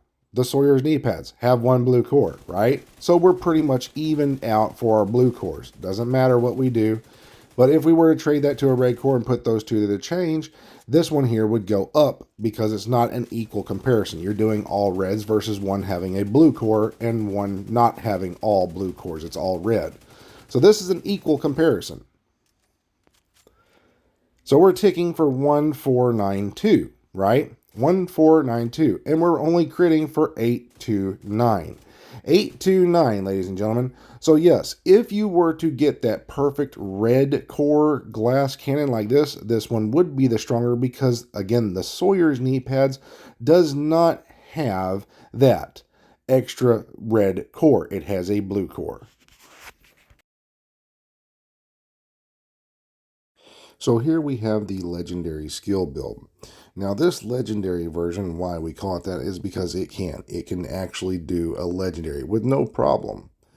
So when you look at this, most people are like, well, it's got some weird stuff going on. Basically, it's got a 4 red core, 6 blue, and 1 yellow. Now, we're able to do that because of the technician, which also works with the memento. Now, this right here is going to work with all of these. So how to build this first is you're going to have crit chance in one spot, and you're going to put critical hit damage mods into this. Same with your chess piece. Now we have a chess piece right here to where if you do not like glass cannon, we have 3 options for you. You can go with kinetic momentum. This will give your skills some serious damage, but you have to remember that if your drone gets killed, you then lose out on 15% skill damage. So the other thing is to do on Overwatch. Overwatch will give your skills and your guns enough damage to do so. But it's only going to be 12%. But if you're with a team, you can actually buff your teammates to give them an extra 12% if they're using, say, the glass cannon version. So you're actually going to be giving them back the damage that you took away eventually at a certain point. Now, glass cannon is still going to be the strongest piece on here. Now, on our gloves, as you see, we have critical damage. So if you have crit chance, you would basically put a crit damage mod here or a crit chance mod, basically vice versa. And the same with the knee pads versus the holster. We have critical hit damage here, so we have crit chance elsewhere, and so on and so forth. As you can see, there it is.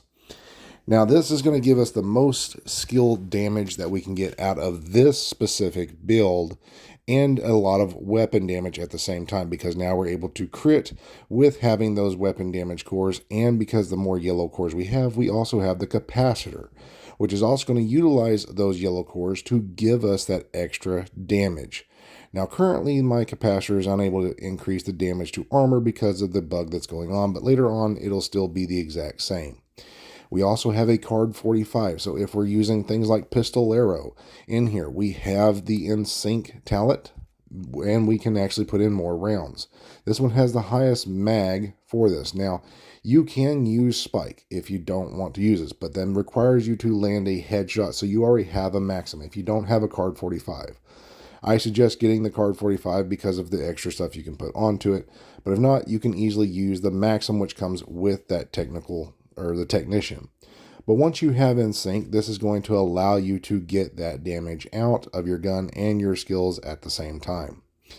Now, we have extra weapon damage here. This is not extra, say, cores. This is extra weapon damage, like the ninja bike right here. While a lot of people try to make this work, the memento gives you more because you have weapon damage, armor regen, and skill tiers, which also gives you skill efficiency, skill haste, skill duration, repair skills, all that kind of stuff. So this one here is going to be the absolute strongest skill build for the turret and the drone. Now, a hidden gem that we can put on this for extra survivability is having a mop. A mop with in sync will actually give you some extra armor on kill. So while your skills get a kill, they are going to give you back some armor. So if we damage ourselves off like so, we can demonstrate this right here. So as our drone goes over here and kills something, you'll see our armor come back. All we have to do is put the mop in our hands. We don't have to do anything. So as this gets a kill, boom, we get some armor back. Now, the other upside to this is not just one skill. Because we have two skills that are targeting, we can actually target multiple things. We could target a third with our gun. That would give us 30%, because as you see, there's 1, 2, boom, we get both of them. So if your turret and your drone are targeting two separate things and you are shooting a third separate thing, you can actually get 30% armor on kill because you have the turret and the drone and yourself doing extra damage and killing extra stuff. So that is how you can actually get some extra armor on kill for more survivability. So now we come into actually getting the memento stacked out, as you can see right there. So we have this, and we can prove that it is maxed out, not just with a visual representation. We can actually come down here and show you, because some of these actually show, like the armor regen is now up there. So with this, we can prove right here, in case anybody thinks it's messed up, we can actually show what the max damage is with this. So with our turret, we currently have this, and as we get gun damage, we can boost it up. And it maxes out around 218. 218 right there. Now that's for the turret, right? The drone, that's a little bit weaker, but it's still fine. But our gun is hitting for 552 now. So we get even more damage with this right here. No bullshit, nothing like that. It's just a really strong build. The other cool part is, because we found some stuff out from our previous mistakes, that we can actually get some more damage from this. Now, this will not give you the max amount of damage because we don't have the perfect glass cannon on. We don't have things like tech support, all that. We are just going for this gun and the actual damage of our skills. So this is not the highest damaging marksman rifle turret, the sniper turret, but it is still going to be high. So as you can see, we can actually land headshots and snipe, and we get 13.6. Now, the highest we've ever seen is around 17 mil, but still, that's still pretty high. So you can use this with other weapons. As long as you're aiming with the headshot or down the head, you can actually use that with your marksman rifle turret. Now, another legendary version of this is like so. Now, this one here actually uses this same kind of concept. It is a little bit less in weapon damage. It's a little bit less in skill haste, skill duration, but it works nonetheless all the same if you want it to work this way. This one will actually give you 3 red cores, and you're going to have that extra damage from the backpack and the chest piece. Now, that's only going to give your skills damage, so you're going to lose out on some weapon damage. But if you have, like we showed before, the legendary healer, this one here can still boost it up. Now, it's not going to be as strong, but your skills will hit a little bit stronger. Your gun's going to lose some damage, but your skills get stronger, and so on and so forth. This is basically instantaneous. So if someone else is using the Memento backpack, all we did is trade this out for the Hannah U. Now, why we did that right there is because some people do suffer from getting Memento stacks when you're in legendaries like that, because other players are taking your kills. So if you run across that, you can easily throw on the Hannah U, and you're going to lose a little bit in one way, but you can make up for it just by having instantaneous damage like so. So since it's the same build and all we did was put on a Hannah U, let's see what we can max it out for. Now you can see we're hitting for 154, and the moment we start shooting, it already gets that extra damage. And then the more we shoot, of course, the capacitor is going to max it out, and then we get the max damage. The max damage with this one is around 264. 264. So we went from 213 to 264. So on an average, about 50k more in the turret. And that's all, but we've lost in gun damage. And the last one is not a legendary version. This one is actually going to be a heroic version. Now, the heroic version like this can be used when doing special activities like this one to run them extremely fast. Now, this one here is for those PvP players who want to also run and gun instead of sitting behind cover. Now, this one here works all the same, uses the same concept, except for one thing. We have spotter on our chest piece. We are using a piece of Seska because we're trying to get our guns damage up there along with our skills. Now, you can still use the Empress and get more skill damage and running it that way. It is completely fine. But because the SMGs allow us to have that crit chance, and we can put everything into critical hit damage and still have really high crit chance, we can actually use this. So if you want to make this type of version, you can do so. It is using the same concept as the Memento. But we have 3 blues, we have 3 yellows, and we have 5 reds. So with that right there, we are actually able to get a lot of extra damage. So with this is just going to be a player's choice. If you want to increase some more yellows onto it instead of having the 5 reds, you can actually increase it a little bit more. But we use the spotter with the technician to get our NSYNC out and our spotter at the same time. The drone will actually draw aggro away from you to where you can actually rush up and kill things a lot faster. This is allowing the player to basically be, like in PvP, a run and gun type player and using skills at the same time. And this works in heroic. Now, we have the UMP and the Vector. The reason why is because both of these, this one basically hits like a tank with the laser and allows for the laser, and we can drop some crit chance off and put critical hit damage where we need to, as well as the other one, which is the Vector 45. This allows us to go to a 52 and a 137. If you want to, as you see my knee pads, they have some extra crit chance. You can drop that off and put some more critical hit damage into it, but the build works all the same, either way you want to do it.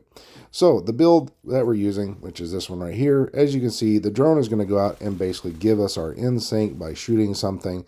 The hive is going to keep your drone up and going for a lot longer. And then while you were to shoot, you can then increase your drone. It's not going to increase a whole lot, but now you're able to shoot and keep running and gunning. There is no glass cannon effect. You just have to aim at them and spot them with your SMG. As you can see, this one gets targeted, and then we get the damage. This is allowing us to actually shoot and be that PvP type SMG, run and gun type player, and bring those people who want to use the run and gun tactics in PvP into the PvP or PvE world and enjoy the same game all the same.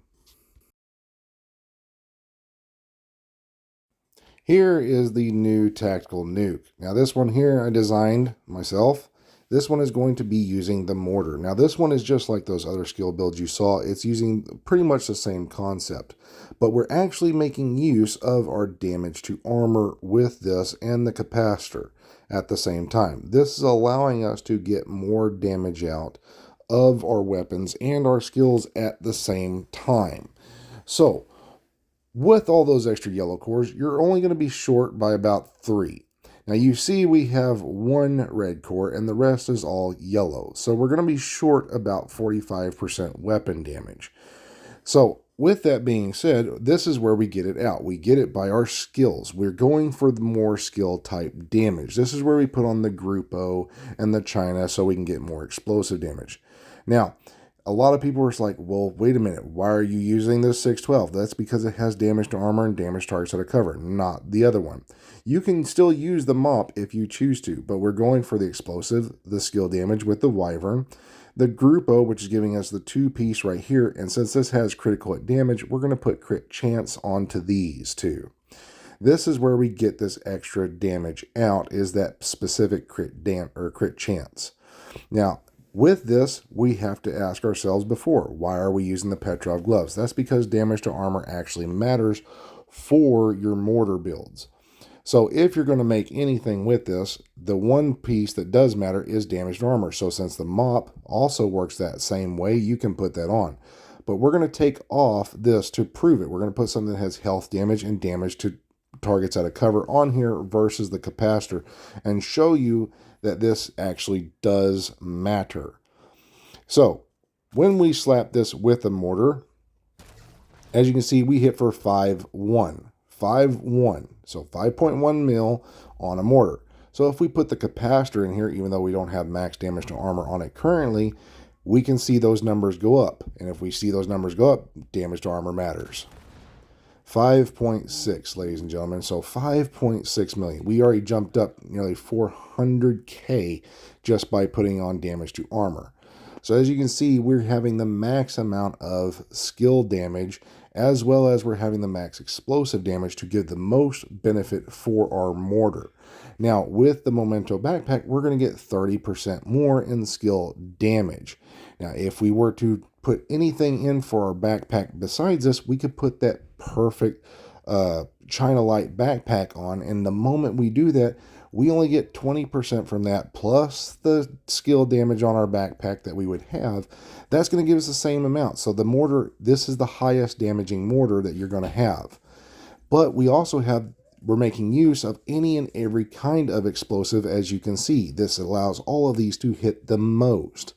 So when we use this right here, basically, it's still going to be max, but we're also going to utilize the Memento for the armor regen and the weapon damage at the same time. The only skill you don't want to use is this one right here. That's the traps. Because they take too long, you don't have enough skill haste to get those back. Versus these two, they're pretty quick to come back. So, this build right here still just slaps. Now, over the period of time, we've had a lot of people asking about Oxy, and Oxy being one of the strongest skills in here for basically killing a bunch of hunters when they spawn. You want to have the best Oxy build. Now, you do not have to have combined arms. You can use tech support, but tech support will require you to get a kill. Shock and awe also does not work. I have had a lot of people ask, does shock and awe work? So we're going to put it right here in this video so everybody will know from now on. Now, as you can see, shock and awe requires a status to be applied. A status being applied, it will give it to you. And as you see, we hit them, we get nothing. Absolutely nothing. So things like Wicked and shock and awe do not work with the Oxy. So if you're going to use anything, I suggest combined arms or tech support. Now, if you don't want to use that, there is one other option.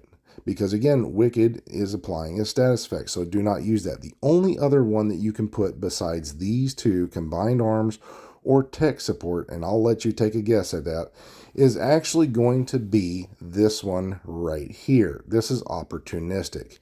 Now, why opportunistic? Now, this one will work if you're using the shotgun, but because they've made that change to the capacitor, we no longer need this.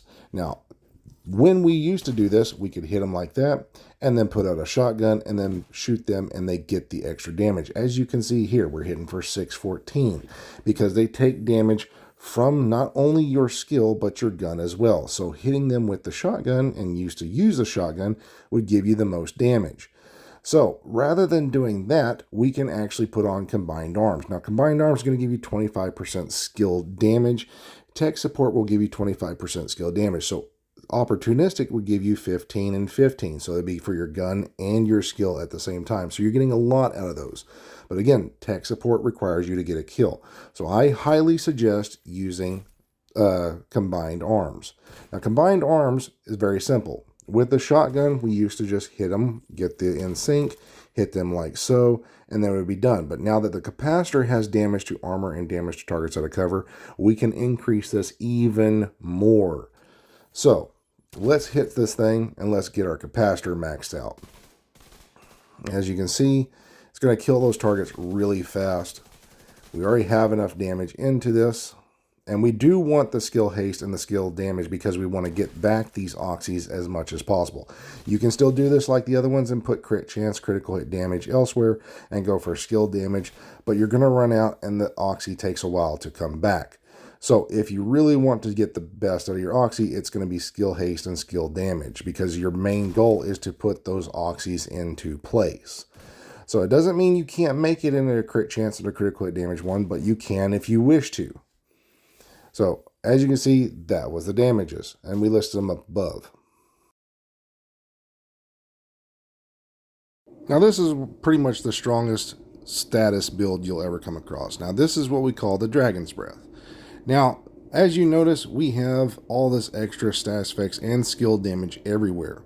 But we're using a special backpack talent just to show how strong we can actually make these.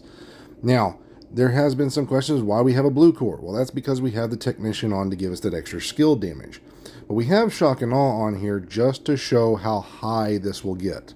Now, typically in PvP, you're going to use this right here and you're going to have creeping death. But we're not trying to show the creeping death because, of course, that's just simplistic. It's going to spread. But some people say, well, why not use the perfect shock and awe? That's just because it increases the duration. We want the damage to come out of this. So the damage, we need to have a 3-piece Empress and a 2-piece Wyvern. Because Wyvern has gone up to 15% versus the 10% status effects. So we've actually got 5% more in status effect damage. So status effects and skill damage both coincide with each other to give it the more damage. So this is where we're actually going to get that extra benefit from all this. So the highest that we can ever see our burn to reach is right here with the skill damages. So you can see we can increase some of these right here, but for some reason it drops. But watch this. As soon as we go down here to burn duration, nothing pops up. This is the burn piece, right? Why is the burn duration still not showing up? We don't know, but we're going to ask the developers to see why this duration versus the other one doesn't show up and keep the duration going, or at least show it on that stat. So with this, we're going to see what we can max out for, right? That's what we want to know. So before we do that, we have to explain something else. We have to take off, say, a weapon that has damage to armor and put something that has no damage to armor to it, because some people still do not believe that it goes in for damage to armor. So you can see this is what we're hitting for currently right now. Now, if we were to swap to a different weapon, even the shotgun that's on my backup on my hands, we can easily do that, but we're going to go ahead and throw on the capacitor to get it back to where we want to. And again, we're going to show that the damage is increased right there. As you can see, we jumped up significantly. So damage to armor does apply for whatever weapon you have in your hand. So that's where the capacitor and the shotguns all matter. Now, damage to targets that I covered does not, but because that also increases our bullet damage, this is where we get those weapons to actually synergize properly. Now, as you can see right here, we have all of this, and you can even use this with this specialist. Now, this specialist, you're going to have to drop off one extra blue core and go to a yellow. In order to do so, this is going to allow your teammates, once you status effect them, to put 10% more damage onto target, and by staying in cover, you can also get some extra skill haste out. So this is where a player can make a few extra choices, right? But again, that's on player's choice. You could even do a firewall. Firewall will increase its duration. But there's also something else I'm holding back, and I'll show you about the firewall, a little secret on this that you can actually do. So we're going to go back and put this over here to the creeping death real quick. And we're going to explain what this one will do, especially for PvP. So when you get this, this can hit multiple targets in PvP versus just killing one down. And that's the main thing of what you're trying to do. You're trying to take out as many players as possible. So this is where you can actually trade out and get this creeping death to work for this and give yourself some extra damage. So this is how you would want to set it up for PvP. Now, again, we can also do this. We can then throw out grenades. Now, these grenades are not as big as, say, some of those with the survivalist, but we can also put sledgehammer on said target. And in so doing, that way we can help our teammates actually get some of this stuff out. So that puts the sledgehammer on them, and then we can pop them like so and damage them out. As you see, we hit for 922. So yeah, we can actually get a lot more damage just by doing that. Now, are they going to be inside that range? Probably not. But in PvP, we need as much damage as possible. So while you're using your capacitor, you can shoot, say, NPCs or the player's decoy, stack it up, and then hit them like so for X amount. Now, in so doing, that's going to kill them out unless they have a healer, because now the healers give them hazard protection. But if they don't, and you're able to hit them like this, you're going to take any player out unless they have a full Hasbro or a healer on their team. Now, is this the best? By far, it is the best way to set this up. Now, here's the other thing. A lot of people don't want to run this mask. They would rather run an electric or something like that, or even a golem in this specific spot, because they can get that extra damage, while it's actually a little bit less. Is it stronger? No, but it's a little bit less. Now, here's the catch. This right here, the toxic delivery, if you hit them with a status effect, that is still going to be damage that you're doing to them. If they were to have Hasbro or a medic, then you lose every bit of your damage. But if they took any of that damage, you actually get to keep a little bit of damage on them by putting on the Vile Mask. And it hits a little bit less. As you can see, this is the damage we've got right here just for landing a shot. Now, we're not going to stack the capacitor. We're not going to do anything like that. We're just going to trade off a piece of this for electric or even the golem, because this is the same amount of status effects. So, with this, we're going to kill the target right here, and then I'm going to swap away and then swap back to the capacitor so we have the same amount. And as you see, it's going to clear. I'll zoom in right there, 0. We stack, and as you see, we're hitting for 7, 3, 1. Now, again, the vial one was a little bit more if you add in the vial. Plus, if they come off of hazard, the vial tick will still tick away at them, so that's continuous damage. So this is actually the better version with the vial mask. So Eclipse protocol. I'm going to show 2 different ways to make this a little bit better. Now, I'm going to also talk about the one thing that I left out on the prior video, which is about the actual specialist. Now, as you can see right here, the Eclipse protocol. The backpack actually gives you 30% skill damage or status effects to them, as well as weapon damage. So this is where, when you're doing this, you actually have some weapon damage. So if we were to hit this thing with any kind of status like so, we can actually get some extra weapon damage out of this. And that's the most important part. Now, a lot of people just want to go for the status effects. If you're able to do this, as you can see, our damage of our weapon has actually gone up. So, what we want to do is we want to be able to get that damage out of our skills and our weapon at the same time. So that makes this one here the actual strongest Eclipse build in the game. So by doing so, we have to have glass cannon, of course, and then we can put on the capacitor to max out our skills. But another good thing is we can actually put on the Scorpio, which would give us in PvE some extra status effects and allow us to get the gun damage from these, as well as some status effects while staggering them. So as soon as you shoot, you're going to get that weapon damage from the glass cannon, and also you're going to get that from your backpack. So this allows this weapon and this build to benefit from not just one way of just doing statuses, but to actually benefit from your weapon as well. So you can actually get both types of damage out.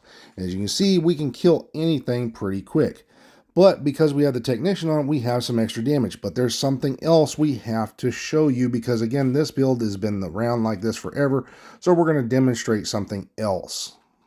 So the Eclipse build basically just has status effects everywhere, as you can see, like this. But here's the kicker. As you can see, dogs, they are hazard protection. You could hit these suckers with fire all day long. They won't do anything.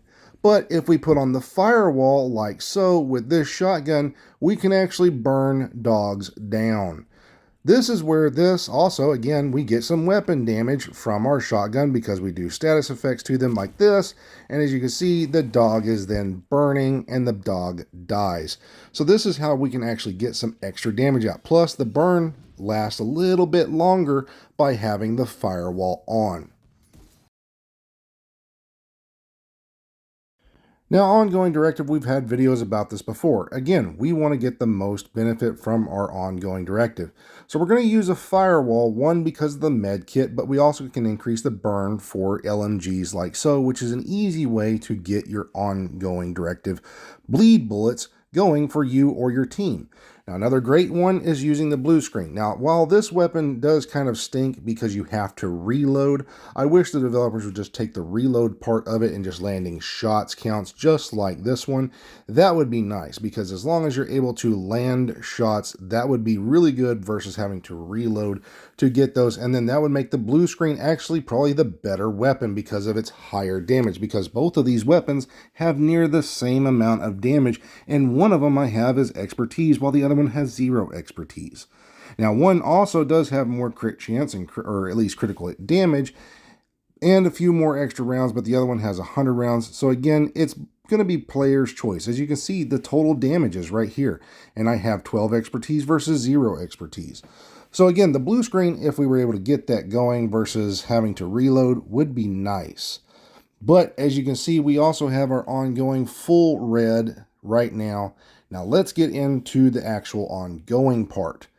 Now, we have an extra little bit for this. Now, we've shown this very same build with the Seska and the Wicked on the backpack. We have critical hit damage everywhere, and then we have a Petrov chest piece with the glass cannon, so we can get status effects damage and bullet damage at the same time. While this one here is by far the strongest for the ongoing because we're going to get those extra 20% damage for the bleed bullets, we get a high reload speed, which helps out our LMGs, and status effects, which is going to keep that bleed going. This here is by far the best. Now, we also have a GR9. Now, why the GR9? Because who wants to pass up 200 rounds of bleed bullets? Plus, you get free crit chance on your sight, and you can put crit chance elsewhere. You can put extra rounds into this. You can put fire rate, critical hit damage right here, whatever you want for your extra magazine. But because the damage to armor does apply for the bleed, we're going to keep it damage to armor and damage to targets out of cover. And as you see, we're at 44 and 59 on the GR9, so we're able to crit really high. So again, we can take some of these crit chances off of here and drop it down and say put it to critical hit damage. But you can't do it on the side, you can only do it on the muzzle. So on the muzzle is where we would put a little bit extra critical hit damage right here. And, you know, basically just kind of make it feel for what we want. 54, 134, not bad. Now, with all that being said, there is one version that I did leave out of my ongoing build because, again, we can use this right here to get the bleed, and we can put on an extra bleed or even put on something to stop other players who are causing us a bleed by putting this on. So again, this is a great way to get this out, but let's get into what we're missing of this, and that is this. The firewall versus the crossbow right here, this will actually give your teammates an extra 10% status effect damage, or you can even put on, you know, whatever you want, like a minigunner, and put that on to get some armor on kill with this. And that makes this build even stronger. Now, with that being said, we have the glass cannon effect. Now this here is going to be our glass cannon. First, we have to show this. And as we go out here, we can send the ball out, get some bleed, and then instantly get this damage. And that's a quick way to do it, especially with NPCs. It works the same in PvP. You want to get that damage out there for your teammates really fast? Just find some NPCs, go to a landmark, send that seeker ball, boom, go kill them, and you're going to be going to town. Now, as you can see, we're hitting for 712 on the gut, and that is with a full red. So when we go for the headshots, that's also more important. So as you can see, we're hitting for 971. But here is the most important version that I left off, because I want to get to this one more, and that's using the Henry. Why the Henry is because we don't have to worry about the glass cannon effect, and we lose a tiny bit of damage just to be able to keep the status effects going for a little bit longer, and at the exact same time still keeping that high weapon damage.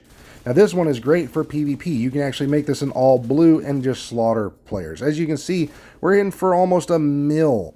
Almost a straight mill with the Iron Lung, being able to burn and bleed them at the same time once you get it up to a certain level.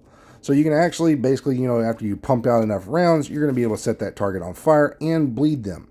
So you can actually keep this damage just by playing near your other teammates and keeping the Henry going and still keeping that status effect going. And as you can see right here, we're hitting for 872 for the bleed on the GR9. So this is another great way to set it up. And again, whatever specialist you want with this setup, great.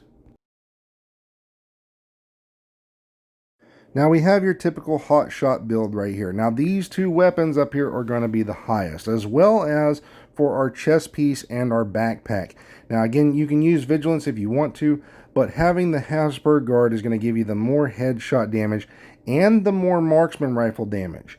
But here's the main thing. This right here is capped at 125. So someone said that it doesn't go any higher, even though this one here is chest piece on the low end, which gives 150 versus 125 compared to the other one. It still caps out at the same. So while we have less marksman rifle damage by doing a walker and then using, say, an Araldi's, we actually get a little bit more. We get 5% more marksman rifle damage by doing a two-piece Habsburg.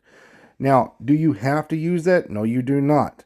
But because that chest piece supposedly caps, a lot of people say that you can only max out so much damage. Say, like my marksman rifle, typically right now, my M700 hits for, on an average, about 32. Some people say that it also hits for 32 by lowering your headshot damage. So we're going to prove that in this video right here, and we're going to show the other stuff. Now, we have an Aces, but the Aces is using an SR version, as you can see up there. And we'll get into that one later on. So first, we have to demonstrate these two, because one used to be the golden weapon. This one here is now the new golden weapon, which is the M700. As you can see, we've got more weapon damage. The problem is the White Death reloads a little bit faster than the M700, so we're able to get more damage out. So if you want to do that in a comparison, you're going to get more out of the White Death. So the White Death still beats the M700 because you can put more rounds on target. But it also does not beat it in actual weapon damage, which really matters with sniper rifles, by killing them a lot faster. So as you can see right here, because of the hot shot, we can actually reload after landing X amount of shots. So that makes the M700 not needing to reload. And because we don't need to reload, we can just keep putting rounds on target. So that is where the M700 doesn't need that reload speed. So anybody saying you need the reload speed doesn't matter when you're landing shots with this specific hot shot. So this one here hits for 6,996 on a straight shot. This one hits for 6,915 on the very first straight shot. So again, we're already seeing that the M700 beats the White Death like that. And the White Death I currently have has 3 more expertise than the M700. So the M700 still is beating it with less expertise. So here's our M700, and as you can see, we have landed shots and we keep reloading. It keeps refilling our bullets back, so we never have to worry about that. So what about the White Death? Right here, it does the same. After we've landed X amount of shots, it's going to refill our magazine. So either one of these is going to be good. But what's the actual damages, right? Well, those were right there listed, as you saw. So the damage of these, we still win with the M700. So if we take those damages and put on a Walker and a Araldi's like so, people say that this is going to hit even harder. So we're even going to leave out those headshot mods. We're going to see if it hits harder or not without those extra headshot mods. Now, if it does, then that at least tells us we don't need that much headshot, right? Because we've killed them a lot faster. So these were our damages. So here's our M700. And you see, we're still landing these shots right here, and that's our damage. So does it matter? So yeah, for some reason, we were hitting for about 400k more. And that's with no extra headshot damage on there, ladies and gentlemen. And we had the same backpack talent. So even in comparison to the two-piece Habsburg, you can simply do this right here and still get the same amount of damage, even without needing all that extra headshot damage. Because again, yes, it does seem to cap. So now on to aces and eights. Now this is using a different weapon. Now why are we using this weapon right here? And we still can use the Habsburg. It doesn't really matter because now that we know it has a cap, or there is a cap, or maybe there's some kind of bug. We don't really know. But for some reason it is capping. So the headshot damage is only needed to get to a certain spot, and then you can get that damage. So again, even with the aces and eights, we can get this extra damage out of this. So that's going to make certain weapons a little bit stronger. The only problem is aces versus hotshot, it does not refill your magazine. And because it doesn't refill your magazine, you have to have a sniper rifle with a high magazine.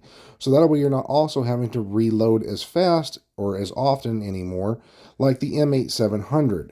So with this one right here, the M700, we have this, the SR1 replica. Now this one here is great for the hotshot or even with that one, but the replica works better with the aces and eights. The reason why is because even this one, which we thought was a little bit stronger, this one is actually a little bit weaker from this one. Not by much, but it is weaker nonetheless. As you can see, here's the damage differences.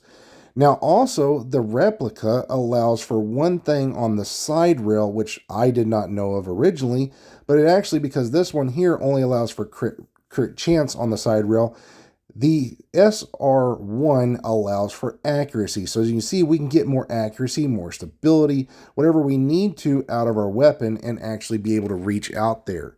So this one here is by far not the best one, which is the M700 Tactical. You're actually better off, like I said, see right here, we have the crit chances. They do not allow that, versus this one here allows for the accuracy to come into play. So that's what I wanted to show you guys. So we can actually get a lot more. You can actually put this on a hot shot build and just shoot from really, really far away compared to this one and land shots from almost anywhere. So the SR1, because of this, we can get more stability out of it. And again, we can get the more zoomed in with the one specialist, be able to land these shots and take things down a little bit easier. But because of this, we also have a magazine, which is easy to reload. We're not having to reload each and individual bullet. So when we get down to this, as you can see, it's not refilling our magazine. Once we get to this spot, that's a quick reload, and then we're back into shooting. And that's what matters.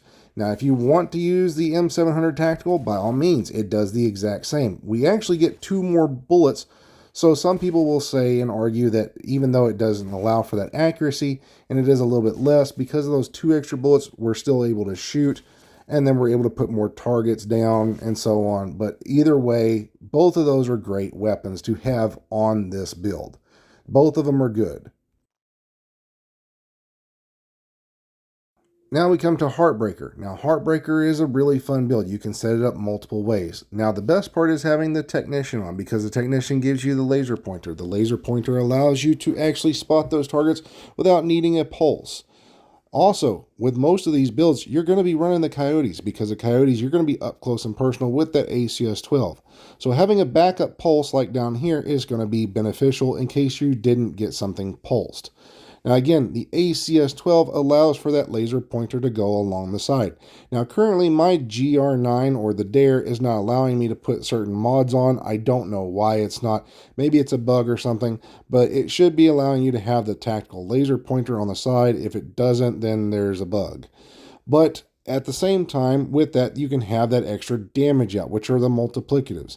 You can use whatever pistol you want on here. I just find that the Busy Bee sometimes can actually be beneficial, because you can stack up those targets just by popping them in the head, getting some extra armor out, and then getting some extra damage out of this build. But because you're going to be up close and personal typically with the ACS-12, we're going to use the Coyotes. And because we're using an ACS-12, we can also use Opportunistic. Now, Opportunistic is going to give not just you, but your teammates that extra damage. Now, if you do not want to use Opportunistic, the blue armor given to you by your Heartbreaker is going to protect your Vigilance. Now, your Vigilance being able to be protected gives you extra damage on top of that. So this is where the Heartbreaker really shines set up like this. Now, as you can see, I have a Badger Tough version. Why? Because the ACS-12 is by far the best thing on this. Now, you can put this into ARs or LMGs, whichever one you prefer, and then say put on a piece of Petrov, a piece of Seska, whatever you preferably want. But we are able to keep this damage going like this because that blue armor is going to protect your Vigilance, and then you're just basically mowing anything down with an ACS-12 by stacking that out.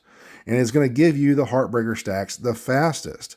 So if you want to get that, you can do it that way. Now the backbone right here, not so great. Even though some people have suggested this, it's not so great because if you're not getting enough kills and you have too much armor, the backbone being able to use this to get that damage out is going to actually weaken it. Now you can use it, I'm not saying you can't, but it's going to give you a little bit more damage at the end run. Now another great setup, especially for PvP, is the backpack version. Now with the backpack version, that's going to give you extra survivability, basically doubled it. And then the Seska is going to allow you to crit on everything that you're going to be using, and that's going to allow you to get that damage out. Now you can still put it to a piece of Petrov, you can put it a piece of Badger Tough, whatever you want for weapon damage. I highly suggest a Seska, so basically whatever you crit is going to crit. And that's the most important thing, is getting our crit chance out of this build, because the mask, the Coyote's mask, is going to give you that critical hit damage, basically making up for your specific weapon. And you're not selected to a very specific weapon like putting on a piece of Badger Tough. Now, as y'all saw, I could only put certain mods on. Now I can put other mods. I don't know why it's doing this. Something must be a bug. But again, if you pulse like so, you can actually get that pulse out. Now, if you don't need a pulse, guess what? You can shoot them in the head, and that's going to give you a free pulse, like so. As you can see, so now we're able to pulse them just by shooting them one time in the head and then get damage out.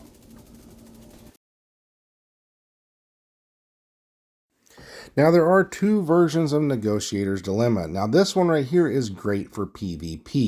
The reason why is because we're utilizing the backpack. The backpack is basically a must when you use this, especially in PvP, because you want to kill all players at the same time. You're not trying to leave a player up where he's barely wounded or anything like that. As you can see, when we crit and we actually hit the damage, we're hitting for the same for every target. Now we're hitting close to 3.9 something on some and 3.3 on the others. Now this is also at farther range versus using, say, the perfect or the Coyote's mask getting the extra critical hit damage, because we also still need a little bit extra crit chance. So we need to show at the medium range and show that these here actually fluctuate between the 3.3 and the 3.9. But if we were to hit for the max every single time of 3.9 up to about 4.2 when we're up close and personal, we can hit for 4.2 mil with the Coyote's buff on the big part at the very front. So 4.2 times 2, that's 8.4, right? So we're hitting for 8.4 when we have this extra critical hit damage right here on the mask, and we have the Seska on the chest piece. Now that's the reason why we're trying to hit the mid-range, is because we need that extra crit chance to hit the Negotiators. And you see we're at 47 right now. So we do need that extra 10% critical hit chance. So your best part with Negotiators is going to be at that mid-range. Now, again, you can use whatever weapon you want. Eagle Bearer, St. Elmo's, Lady of Death, Ouroboros, Bullet King, whatever you want. Bullet King is really fun because while you're shooting this one, you can shoot the next one, keep on spreading that bullet out there, get those targets, hit them all for the same. And as you see, they just kind of mow over and just keep on going. Now, I do have a personal preference with that. But again, if you want to use a different weapon, by all means, use whatever weapon feels good for you. Okay? But still, with this setup, it's great for PvP. Now, let's get into the PvE one. Now, the PvE version, which is going to be like this with the Grupo backpack, we're going to sit here, and as you can see, because we don't have that, we're hitting for 4.2 right here, and we finally tagged them. Now, this is the problem with this, because we miss out on that Coyote's mark for that mask. We then have to try to crit. Now, it's not going to crit as often without that extra 10%. And even though we got that backpack, which gives us the extra 6, we're still having a harder time trying to crit. But as you can see, when we do hit that 4.2, the other bullets are only hitting for 2 point something. So if we do hit that 4.2 and we put the 2 point something in there, we're still only hitting for 7 mil. When we can hit for 8 mil with the other version. So which one do you want? You want that 1 extra mil per bullet?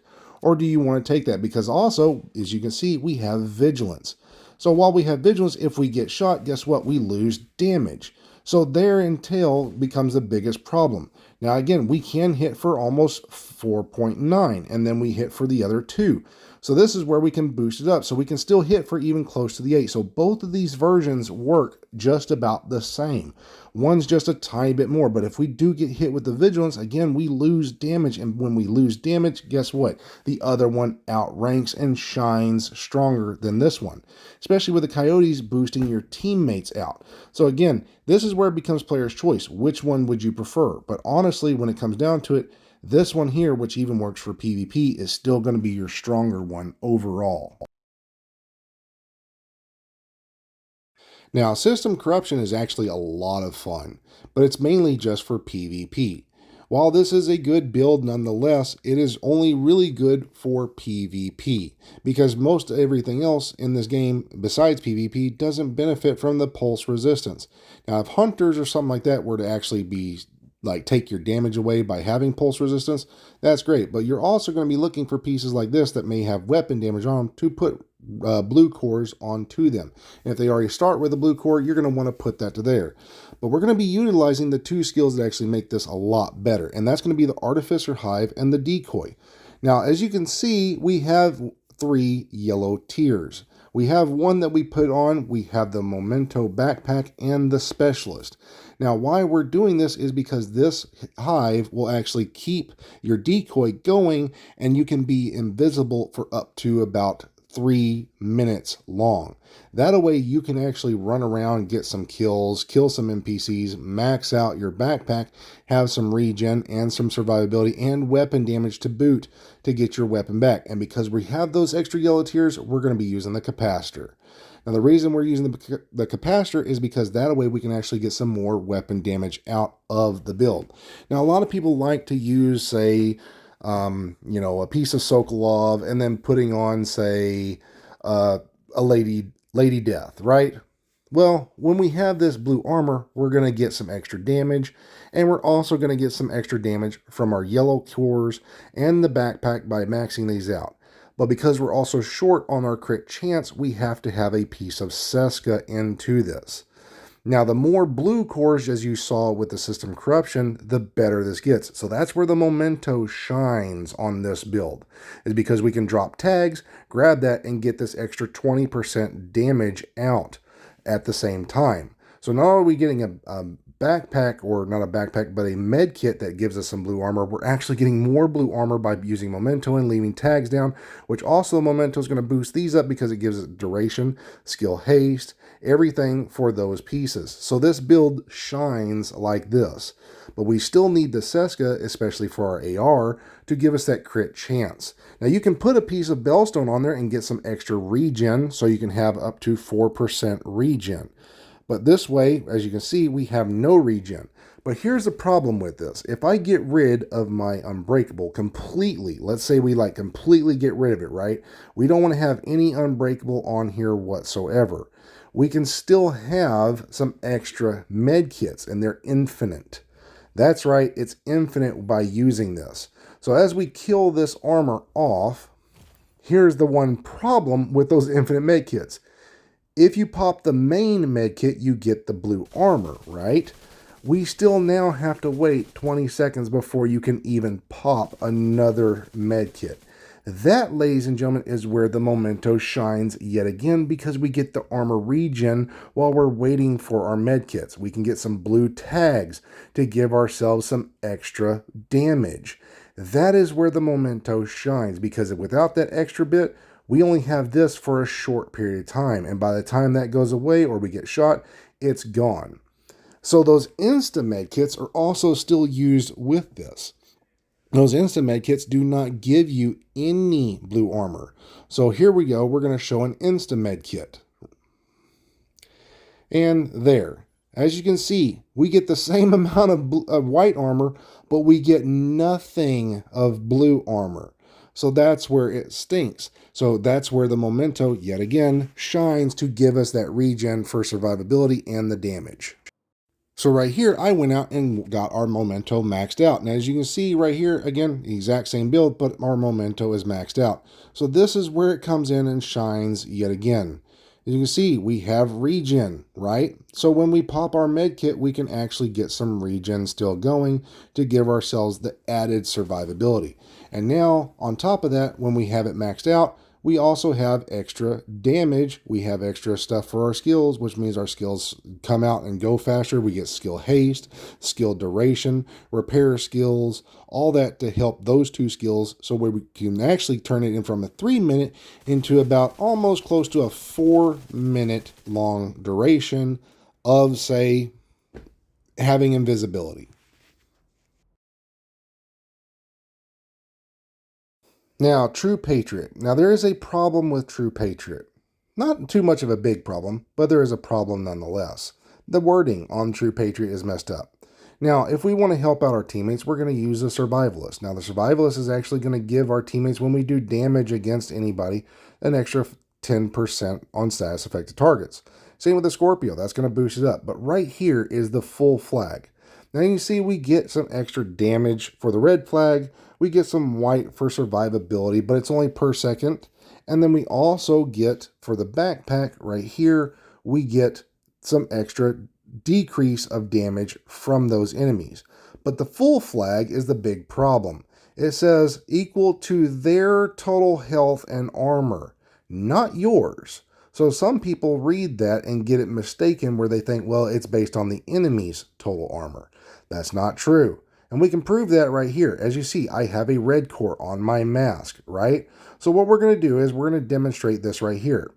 We're going to shoot this NPC. We're going to get him on all flags. We're going to cause him to explode. We're going to see that it hits for close to, I believe, about 2.3 million armor. And you see he's on a full flag. So he explodes 2.309 right there. So what we're going to do is right now we're going to tinker with this so you can see it active. We're going to put some extra armor on ourselves, right? Now, when we do this, we have some yellow targets over there. They still have some armor on them, right? So it's based on whatever their total armor is. So we're going to kill these ones, and they have a little bit less now. So let's see what they give. 2.524. We put in a little bit more blue, and boom, we get that, right? So let's do it against a yellow and a yellow. So here we have all yellows, right? We went and put it back to an all red right there on the mask. So we're going to damage this one again, exact same. We're going to put the flags onto them so nobody can deny this. It should hit for 2309 yet again. Here we go. Boom, 2309471. 2309471. Let's put it back to armor. Again, we got all yellows right there, right? So there's no chance there's a red or a purple. It's not based on anything else but our armor, right? So here we go. I'm going to stack it back up. There it is. We're going to reload and 2524. Again, it's based on your armor. So because of that being based on your armor, we're going to put on more armor. So in this spot right here, you can do whatever you want. You could do Badger Tough. You could put a piece of Gilligar, get more armor for yourself to increase that explosive. You can do whatever you want for your chest piece. I prefer to just use the tardigrade. Why? Because the more armor I have, that helps my teammates. This build is all about helping your teammates. This is not a selfish build. This is about your teammates. Now, I have protection from elites because in incursions like this right here, or even say using it on countdown, this build can actually boost your teams big time. And having this Badger Tough like this, you can boost their damage by putting in that one talent right there. You give them the 20% from the Scorpio. You give them the 10% from the Survivalist. You give them the 8% there. You give them the 15% from the backpack. You give them the 12% from your chest piece just by being in cover. And again, you get them all this extra damage. You flag the enemy up. You cause an explosive nearby a door, and boom. So you're able to survive, you're able to do a lot of damage, and your teammates benefit from this build. That's why it's a Patriot. It's a true Patriot. You're being that Patriot of helping everybody else out, right? That's the name of the build. It's supposed to be like that. Using it any other way can be fine. It can be fun. You can do whatever you want. You can do like we've had the Max Magazine build. Is that a great build? It works for PvP, but it's not always the best build. Now, again, we have this right here. And again, we can stack this out and then boom, cause an explosion, get some serious damage out, and the build just works. So here we have Foundry Bulwark. Now here's the cool part. A lot of people don't know that this actually works the same in PvP. Now, is this a great one for PvP? No, not entirely. I would not bring this build in here all the time. But we want to demonstrate that it can work in PvP. Again, all the builds I make, we test them in different spots. We test them everywhere. And I'm going to show this right here because a lot of people are like, well, it doesn't work in here. As you see, I'm giving my teammate that extra armor. And that's the main thing, is giving them that survivability. Is it a lot of armor? No, definitely not for PvP. But we have to utilize the bulwarks. As you can see, we keep giving him armor like so as long as we're getting shot. Now, the NPCs in here are very weak. They're not going to do the damage like some PvP players. So your shield may actually crack, and that is where you start to lose out on the bulwark, and that's what you don't want. That's why in PvE, this build shines. And even if we got slapped like that, you also saw that we got some damage out, or some blue armor, I should say, for our teammates. So having this build like this right here is great. Now, most of the time, this is only going to work for like legendaries where you need that, or raids. So the Liberty pistol is going to be your best thing. Why? Because when you consume your headshots by landing that, you're going to repair your shield, as well as you can shoot body shots and stack out some extra weapon damage. Now, again, because we're going to be mainly using the Liberty pistol, we also need to be using the main part of the name, a bulwark. Bulwark shield. So, as you see, the name is Foundry Bulwark. Now, a lot of people like to put armor regen on here. I do hazard protection. Why? Because if your shield gets EMP'd, you then lose out on all this extra bonuses. So you need the hazard protection and disrupt resistance. Now, I have red cores for headshot damage because when I do shoot that, we can land that. Now, you can also put that for weapon handling, whatever you prefer. I just say headshot damage because I want the damage out. Now, as you can see right here, we have a maxed out shield with the one red core I have on my holster. Why? Because of the specialist we're using. But we're also 100% disrupt resistance, so this shield will never go away, unless it's just cracked because we took a crap ton of damage. So that's the main key about this, is not doing the armor regen, but doing the Has Pro so your shield doesn't go away. Now, the other key important parts is using the Gilligard chest piece so we can give them that blue armor, as well as using Protector on our backpack to give more blue armor for what we have. But using a Bellstone to get that extra piece out there is just as good. You can also put on a piece of Y'all Gear backpack or Y'all Gear chest piece, whatever you want, and get some extra hazard protection so you can drop some of those mods out if you wanted to. Now, Hunter's Fury, this one got a good buff. This one got an extremely strong buff. Now, as you can see, we have, of course, our CMMG Banshee. But as you can see, we're able to stack both of these at the same time. So we don't need the memento anymore. Why? Because we get more damage for each kill that we get. And on average, it's going to be 5 for the hunters, and it's going to be 7 for the backpack, which is the backbone, which is going to give you 12% damage each time you get a kill, ladies and gentlemen. Now, this one here, you don't have to have all red. You can make this all red if you want to by putting on the red backbone, putting it all red to what you want.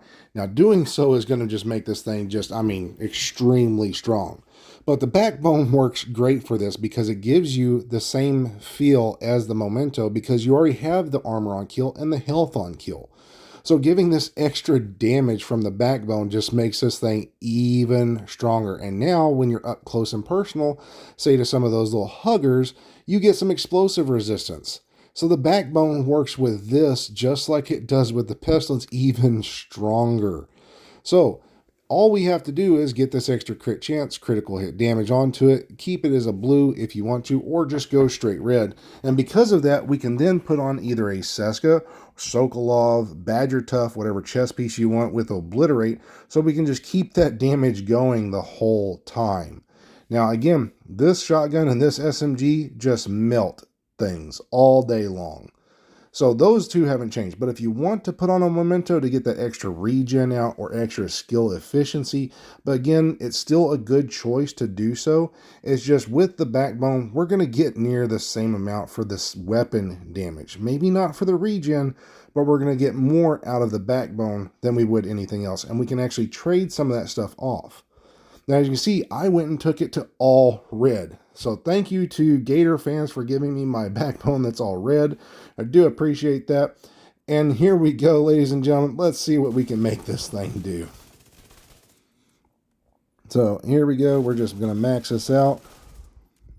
And it just maxes out so quick. Look at this. Like half of a magazine, we've already killed something. One more kill. There we go. 2 kills with 1 magazine. We're hitting for a mil on the chest. A mil on the chest. 1.3 on the face. 1.3 just straight up doing damage. And then we've also got the shotgun for 1.3 for each pellet it hits. Yeah, and then we get the 3rd kill. We get the pummel to come in, and we never run out of ammo because it refills our magazine. We're just able to basically 2-tap stuff like this all day long. Maybe not name bosses, but we're 2-tapping elites. Yeah, that's a lot of 1.6. Yeah, we're doing a lot of damage. Now, rigor has not changed, honestly, and it's kind of sad that some of these builds haven't changed. But at the same time, we can put on different weapons and things of that nature. But really, this is just a cheap man's mortar build compared to the tactical nuke. And the reason why is because not only do we get that for basically deconstructing these mortars, but we also can get it for the traps. So this basically can still make traps or setting up a trap type situation like at a door really good, because then we can deconstruct some traps, pull them back out, but we got to make sure they all don't explode. So you got to deconstruct stuff before it actually were to fully explode. So how to do that is to not like toss it right on top of your target. So like this right here, we can't deconstruct this. As you can see, it has to be very specific stuff you can deconstruct. And that is where the traps used to be the best thing in the game. Now they've kind of gone the way of the dodo. But as you can see, these targets right here, we wouldn't want to throw this right on them. We want to throw it out in front of them, basically like setting a trap, just like it's supposed to be. And as you can see, we can actually kill or wound them pretty good. And if they were to walk into them, we can deconstruct them before they get into them and then toss them again. Same with the mortar. We can toss out some of these mortars, land targets, kill them within about 2 shots typically, and then deconstruct this, and it's going to give it right back in full. So that's the cool part about this. It's a cheap man's mortar build. Now this is not hard to set up. We just want skill damage, and because this right here is instantaneous, we're not going to use any skill haste. Even though the skill haste is here, we have skill duration mods in here, so that way the traps stay out there a little bit longer. Now on this China Light where I have skill haste, you might want to put in status effects so the bleed from your mortar can actually do some extra damage. But with this, it's very simplistic. It's just this right here, and we have a waveform to give it a little bit extra of a kick. Now, even though it's supposed to be 30%, it's technically about 15 for each skill you use because of the way it works. It's kind of quirky, but again, nonetheless, it works. It's great. Enjoy it while you can if you want to make a cheap mortar build. Now for the Umbra. The Umbra can be used in multiple ways. We've seen it where people use a chest piece and put it on, say, the new Iron Lung and putting on the Contractor Gloves. That works great for PvP, but it's not the best damage. On this one here, we just want to give the absolute best damage. Because this one here, we're actually able to do multiple different things with this, because while we are in cover, we can actually get some regen. When we're out of cover, we get more critical hit damage, which allows us to do more damage in the long run. So this is where certain things can shine. Now, if you're using, say, 2 different weapons of some sort, you can actually make this work even stronger than some people realized. Why? Because we can swap between certain weapons and what they want to do, right? Because we also have reload speed. We have the crit chance, which can actually max out for some weapons. So this allows you to use whatever weapon you prefer, but being able to use 2 different ones versus 2 same SMGs we can actually do some serious damage. Now, these two right here are actually really great for this. Some people have shown that the Dark Winter, because you can get that kill while in target, come out, and then boom, you have the damage. Emmeline's Guard, when you're out of cover, to give the extra survivability, works really great. But we have the Grupo here because we already have the extra crit chance from the Umbra, and then we have the Sokolov for the chest piece. Now, if we wanted to do this right here, again, I'm just demonstrating this right here, we have Obliterate on our chest piece, right? Now, I get, yes, this is 2 pieces right here of Grupo. Do not get confused. I will show you in a little bit of what I mean. But because of this, we can actually put on the backpack talent Versatile, put on basically this one chest piece right here and go to town. But because we don't want to do it just to SMGs, we want a piece of Walker, right? Or a piece of Seska, depending on what weapon you're going to use. Say you want to use EB and you want to use an Iron Lung, you know, one of those two, do an LMG, AR, whatever. You can use a shotgun, SMG, whatever you want. So let's demonstrate that, shall we? So if we're going to use 2 different weapons, we want a Grupo and we want a piece of Walker. What we really want right here is the Walker, so that way it works for any weapon that we have. Not that we want to do anything else, but we don't also want to use Gunslinger, because Gunslinger only gives us 20% for 5 seconds, versus Obliterate will last for even longer, for the 10 seconds. While having Versatile in our backpack also lasts for 10 seconds, both of these coincide, giving us 5% more weapon damage once we max it out with these 2 separate weapons. And that gives us the 35% for those that when we're up close and personal. So if you did the same thing with an LMG and an AR, you would get that for the Versatile, and so on and so forth. That way you can actually get some survivability like we did with the Emmeline's Guard with the Mop, by having the armor on kill, by pulling that when we're out of cover and pushing on a player and using the perpetuation, and then using the Dark Winter while we're in cover to get our damage out and swapping between these two, right? That's a great setup. So again, because it has all that crit chance, we want the critical hit damage. We don't want anything else. We just want the critical hit damage. Now, as you can see right here, we're able to stack this while we're in cover. That is where we're going to use our Dark Winter. When we come out of cover, we're going to use the shotgun. Now again, because we have this extra crit chance to reload, speed, everything, and again, as we're in cover, we get regen. We want damage on our weapon. So what we kill, we want that. When we're out of cover, we want survivability. Now you can still do the opposite. You can do damage when you're out of cover and actually mow things down. That's a player's choice. It truly is.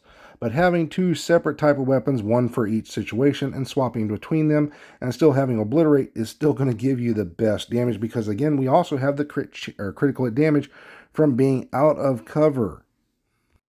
So if we come over here and damage ourselves, we can demonstrate everything all at once. So we're going to take off our armor. We will go into cover to heal ourselves, like so. As you see, it doesn't heal you up all the way. Now that's if you're not using the backpack, chest piece, all that kind of stuff. You're not going to get the full benefit from this. So you're going to have to go in cover, out of cover, in cover, out of cover. So that is where Versatile gives us that extra damage, and then using a weapon like the Emmeline's Guard or the Mop to give us that armor on kill. When we go out of cover, like so, we can actually get some kills and do some damage. Now, you don't have to use it that way. Again, this is where it becomes player's choice. Do whatever you want with the build. And you see, we can go in cover, out of cover, get some extra regen, get some extra damage, boom, go in cover, out of cover, and keep doing that. So you get damage, regen, damage, regen, damage, regen, and just keep flopping it back and forth. And then when we pull out the Mop, we can do this. We pull out the Mop, we get regen while we're out of cover, damage while we're in cover, and keep flopping them back and forth to get that Versatile buff of that 35%. So we basically, in total, we would have about 60% weapon damage just by using Versatile and Obliterate. Now, if you don't want to have to worry about that, again, the main thing is keep on a piece of Walker if you're using 2 separate weapons. If you're using the exact same weapon, go to Sokolov. You're using the Petrov, go to that. You're using a shotgun, go to Badger Tough, okay? But at least use the Obliterate part, right? That's the main thing. So if you're going to use, again, all SMGs, definitely go with your Sokolov. Now, again, the main part about this is being able to have the damage and the survivability all at the same time. And that is where, again, yet again, Memento does shine, because we can actually get rid of the versatile, get tags, have regen while we're out of cover, like so with this build, have some extra skill haste or skill efficiency from our backpack, still get out our obliterate by using two different weapons or using the exact same weapon, like so. And either way you use this build, it's still going to be the exact same. But because the build has crit chance, we just want to put on critical damage, because again, if we're using SMGs, they have way too much crit chance. So you got to make sure you get rid of all that to put critical damage in. And then you can just basically do this like here, and just have survivability while you're in cover or out of cover, especially with the Emmeline's Guard. And again, once you get that kill or you come out of cover, you've got some extra damage, even with the Dark Winter. So again, anything you want to use with this, great. Now we've come to Hardwire. Now Hardwire is typically just used on Iron, or not Iron Horse, but on Dark Hours for the drones. Now you can easily still turn this into a constant throwing of like Seeker Balls and everything else, but this build is mainly, again, just used for Operation Dark Hours. So if you want to use this elseways, we can show you another way, but if you set this up the exact same way, you're just going to have fun with it. Now, one, we're using the BTSU gloves. Do you have to use that? No, you can put Hardwire there and then also put on an Acosta's Go bag versus using the Hardwire. But the Hardwire drops it from 20 to 10 seconds. So this is still the better choice, but you can also get more of these right here where you're basically going to overcharge a little bit more often. It's twice as fast. It's every 60 seconds. So in so doing, you can just keep tossing nades. It's going to refund the nade and so on and so forth. Versus the BTSU gloves, you have to have a hive, destroy the hive, and that's going to give all of your teammates, not just you personally, overcharge, but it's going to give everybody an overcharge. So rather than being stingy and using the Acosta Go bag, again, this does work. It's just better to have the Hardwire backpack so you can get these skills back even faster for yourself. Now with that, you can again put on nades if you're using the Acosta's Go bag and toss nades into those little weak spots and blow them up. Now with this, we're just going to go skill damage everywhere, skill haste everywhere we can. And with the chest piece, we're going to stick with status effects. Why? Because the status effects will actually help kill out like some dogs, things like that. It's going to allow it to tick a little bit longer on them. And we're going to use a jammer. Now, while we have the jammer like this, because we're going to be doing a status effect, we need the crossbow. The crossbow is going to actually allow you to hit those weak spots on Dark Hours. And at the same time, it's going to give your teammates 10% more damage to those status affected targets. So again, the crossbow is best with this. And because we also have the crossbow, we're going to do something with healing. Now, first, because we've already explained that, we're going to put on the Seeker Balls. And we're going to demonstrate how this works. So, if I toss my Seeker Balls, let's get the skill haste turned off, because we want to show how fast we can get them back without that. Let's toss these balls out here, collect my balls. Boom, boom, boom. And you see, we got a 27-second. We drop a hive, we get them right back. We can toss them out again, and it's about an average of every 4 seconds. Even though it says 10 seconds, it's typically about 4 seconds before you get it back. As you can see right here, we wait a few more seconds, maybe about, I don't know, we'll say about 5 or 6. Boom, we get them right back. Give or take 4 or 5 seconds, maybe 6, whatever. It's pretty close, right? Pretty close. It just turns the cooldown a little bit faster, and we have a little bit more skill haste. As you can see, we're doing it right there. Boom, and we can just keep throwing out Seeker Balls. It works the exact same with the Jammer Pulse. So basically, you Jammer Pulse, you drop a hive, heal your teammates up, put another jammer out there, kill the drones, and so on and so forth. So you can do both of these the exact same way. Kind of be a healer and a damage player. And if you're going to use a Seeker Balls, just put on a China Light to get the more explosive damage out for your Seekers. Now, Exuros, this one here is really fun. Now, I currently have on an Electrique. I do not have a Wyvern. I was not able to get one properly rolled. And I'm trying to get this out here, but it's simply, you're going to get a little bit more by having a second piece of Wyvern because you get 5% more. Now, having Shock and Awe on this is actually going to be clutch. One, because the shock and awe is just going to give you that instantaneous damage. Now, you can put on, say, combined arms, get a little bit more damage. It's only about 5% more. You can put on tech support. That's if this thing ever kills anything, then you get it. But otherwise, as long as you have that shock and awe, this is going to give you some damage. Now, we also have on Firewall, because it's going to give us duration of the burn, and we have the Striker Shield on here because while we're doing this burn with this build, we can actually use the capacitor and shoot and give ourselves more weapon damage by doing so. We can actually stop taking damage from our own burn turret because this doesn't allow you to take the burns when you're using a fourth piece. So if we want to get more damage out of this later on, we can actually show a neat and nifty way to make this all work. But that's also because with Firewall is on, we can put that shotgun on and basically drop this thing in anything, dogs, whatever. We shoot with that shotgun, boom, they start taking damage. They take any kind of burn damage. Chongas, dogs, Wally tanks. I mean, everything takes damage. Now, again, we got all these yellows, might as well throw on a capacitor. Now that's got the damaged armor and damaged targets out of cover. We can even throw a pyromaniac on with this and basically just get some more whenever we perfectly ignite them, you know, and just get some damage out that way. If you do that, you want damaged armor because that's going to increase your status effects from that. Now, you can still do damaged targets out of cover and burn them from that and then just put some weapon damage out. But with this, we got to demonstrate some stuff. So, demonstration time. Here we go. Let's jump this up to an elite. Now, as you can see, we just have our damage, but a lot of people want to know, will this actually increase your status effects? So as we see, we have our shield out. We're going to burn this target. We're hitting for 3, 6, 4, right? Once we start shooting, we can actually max this thing out to do some serious damage. But we're only hitting for 3, 6, 4, right?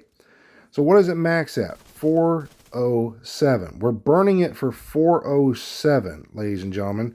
Maybe about 408, but it says 407095, right? And that's what we're burning this thing for.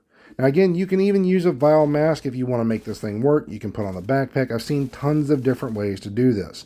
If we want the max amount of damage, this is what we're going to go for. But with these two skills, they don't really work. They don't work together. For some reason, this shield does not boost that one's damage for some reason. Now, there is a secondary way to make this even hit a little bit more harder and give us some more duration, and that's, again, sadly to say, the Memento backpack. So let's go get some max memento stacks and show it, shall we? So now that we got our max memento stacks, we got the same thing on, but this is the cool part. Now we get some weapon damage because of those max memento stacks, and we get some more for our skill duration. So this allows it to stay out here longer, ladies and gentlemen. It allows us to burn it for a little bit longer. It's also going to allow the status effects to do more damage. It's going to allow it to do more damage from the skill damage. So as we saw, 407 is what we're trying to beat. Let's max out our capacitor. 405 right there. So it's still just a tiny bit less, but then we make up for that damage by having on, again, guess what? More weapon damage. So where we lose out on our skills damage, we give ourselves weapon damage.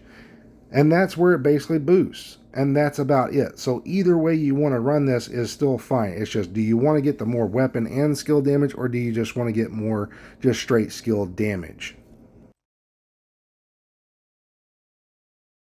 Now, this build has not changed, sadly, but it is still the highest regen you can have. Now, you can get a tiny bit more. We're only talking 0.5. So rather than having 7.3%, you can have 7.8%. And that's taking off these two-piece Gullin and this Seska and putting it towards Gilligard. Now, is that going to be better for you? Absolutely not. The reason why is because you still need that crit chance or the critical hit damage, depending on what weapon you're going to be using. So you might want to put a Gruppo in here and put on SMGs. You might need the crit chance for your SMGs as well, but also losing out on that perfect intimidate, you lose out more damage. So this is still at 7.3, the highest regen build you will come across. Now, how do we do that right here? Well, we technically have the one piece from the Bellstone. we have the 1 piece from the Murakami and 2 piece from our Golan. Now, as you can see, we can use whatever weapon we want. Now, we still are going to stick to SMGs. So while we have this, we want to make sure we also aren't using up too much of our critical hit chance, and we want to put in towards critical hit damage. And again, this is where it just becomes player's choice. What SMG do you want? You can use an apartment, Lady of Death. You could use the Ouroboros or the Ooga Booga. You can put on whatever SMG you want. It just works great. Cabaret, cold relations. You can do whatever you want with this, with the SMGs, because that's going to give you your crit chance while you have the critical hit damage. So the Memento gave us our 3%, the Golan is going to give us 1.5, our Bellstone another 1.5, and our Murakami is going to give us another, or 1%. So we basically have 3.5% with just these. And then if we calculate the armor regen right here, that's going to give us a little bit extra, close to about 1%, a little more. It's about 1.3, about, I'd say 1.6, somewhere around there percent, give or take.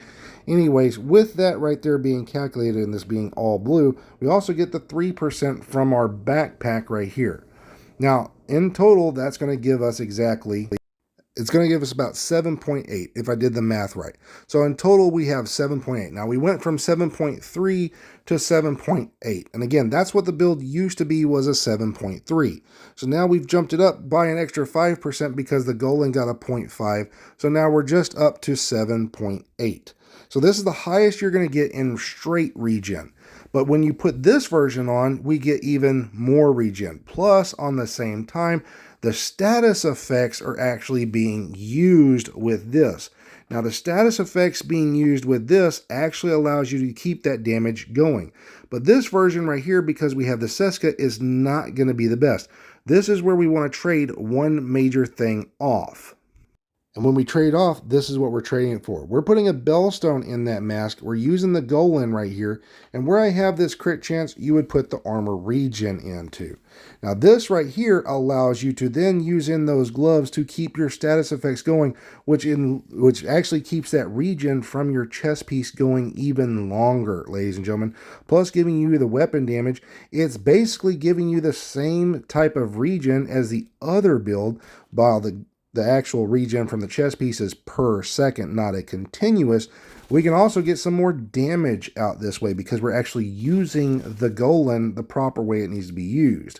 Plus, we're getting some extra weapon damage from our Sokolov out that way versus using a Seska and getting too much crit chance. And this right here we get because we get the 6% from the chest piece, which would be the 10% there. So that's where we can drop some off on our backpack and actually make this to where it's working a lot better.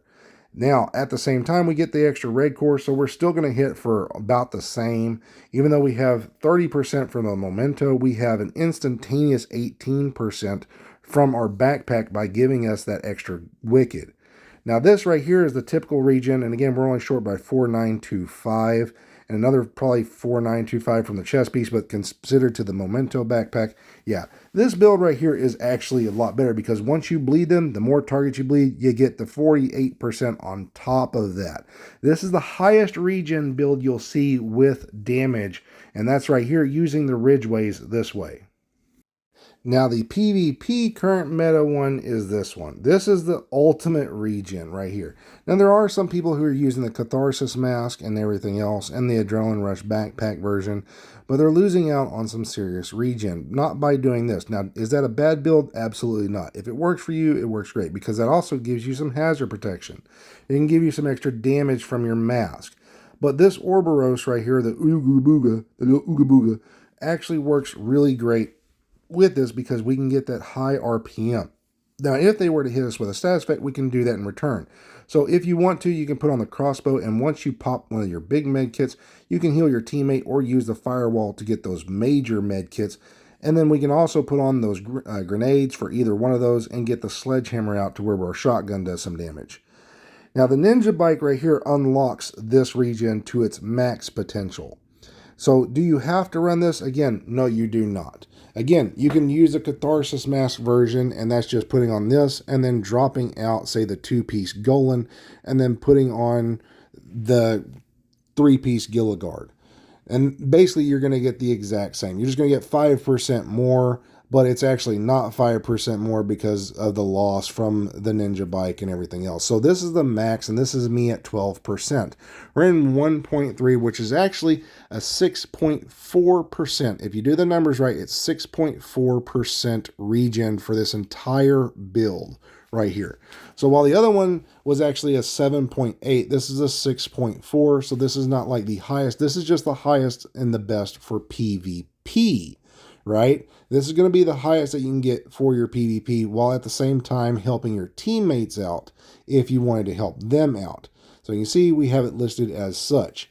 And we're going to just get that extra damage out from this way, and we're using the perfect efficient chest piece from the Bellstone, and that's where we can keep these medkits going. So if we were to damage ourselves like so, you'll see that we barely use any medkits. Now we will use some medkits at some point, but we're not going to use them as often. And that little bitty one, which is the Insta Kit, as you can see, it basically, after 2 of them, we're back to full. The regen was so high, it only took about 2 of them, and we're back to full. Now, if we were to keep doing this, we will eventually use up a med kit. Like so, right there. As you see, we do still use med kits. So even though we still used it, there goes another one and nothing. Now let's show the full med kit version, right? Let's pop a full med kit off of this one, which gives us the most health and the most armor back. And let's just take ourselves down and see how hard it is to kill. Boom, here it comes. Now let's try to damage ourselves. And again, this is if you're in a 1v1, it's going to be very hard to kill. A 1v4, you will still die with this. No matter how high the regen is, at a 1v4, you're probably still going to die if players are beaming you. Now, you can also change this build up. Rather than using the Ooga Booga, you can put on the Bighorn and go to straight headshot damage, where we have critical hit damage on all this stuff. And that's basically going to give you that. But this right here is beautiful because you can riot foam yourself, put riot foam on another player, keep them into place, versus just doing the headshot damage of the other one. That actually can give you a good benefit for helping your teammates out. And that's where this version shines versus the other headshot damage. But again, if you want to do that, fine. You can also do Lady of Death, put some damage on there. Again, make this build the way you want. Now, yes, this build is still out here. Yes, it still works. It just depends on how you're going to use it. Now, the one-tap grenade can still kill players in PvP. Just depends on how much armor they have now and everything. While we were using the festive delivery got a huge nerf. Thank God it did. But if you want to get that damage back, we would take something like this, get rid of the adrenaline rush, and we would put on vigilance. So we're going to show the damage difference between the vigilance and the adrenaline rush, and this is going to be basically the player's choice. What do they want to do? But other than that, this build still works. It still can kill a player. So all we have to do is put on a lefty shotgun, get 2-piece Grupo, as you can see, 1-piece China, the contractor's gloves, and the Fox's knee pads. It's very simple build, crit chance, critical hit damage everywhere, and then we're just tossing nades. So here's the damage we're going to get. So those grenades basically killed almost everything, and the max we saw was a 6.8, right? That was a 6.8 is what we saw inside there. Now, it's going to be hard for y'all to see. I was able to pause my video and zoom in and see what the numbers were. So we're going to change this up. We're going to put this to very hard, and we're going to actually change up the backpack, and we're going to do some extra damages right here just to kind of show you. And even right there, we got a 6.8 yet again. So we're going to change this one talent on the backpack to see if this actually benefits it by having on the vigilance. And some people asked, does it really matter to have on that damage? We're going to prove it right here in this video, so you will know from now on. And we're not changing anything else in this build. We're just using the best stuff possible, and let's see what we can get, right? So here we go. All this stuff works. Let's toss a nade, and let's see what we get for our damage numbers, right? Let's see what these actually max out to, and we got that. So yeah, definitely having vigilance on increases its damage. So yes, this is going to be the strongest way to have your build. Now, you do not have to have that red core on your backpack. You can put it for blue core, because everything that matters is just the stuff on your talents as well as your extra multiplicatives and the grenade stuff. So also having a good backup boomstick to have that sledgehammer, that also works. And as you can see, we can toss this. We can put a bulwark shield so we can stop some damages.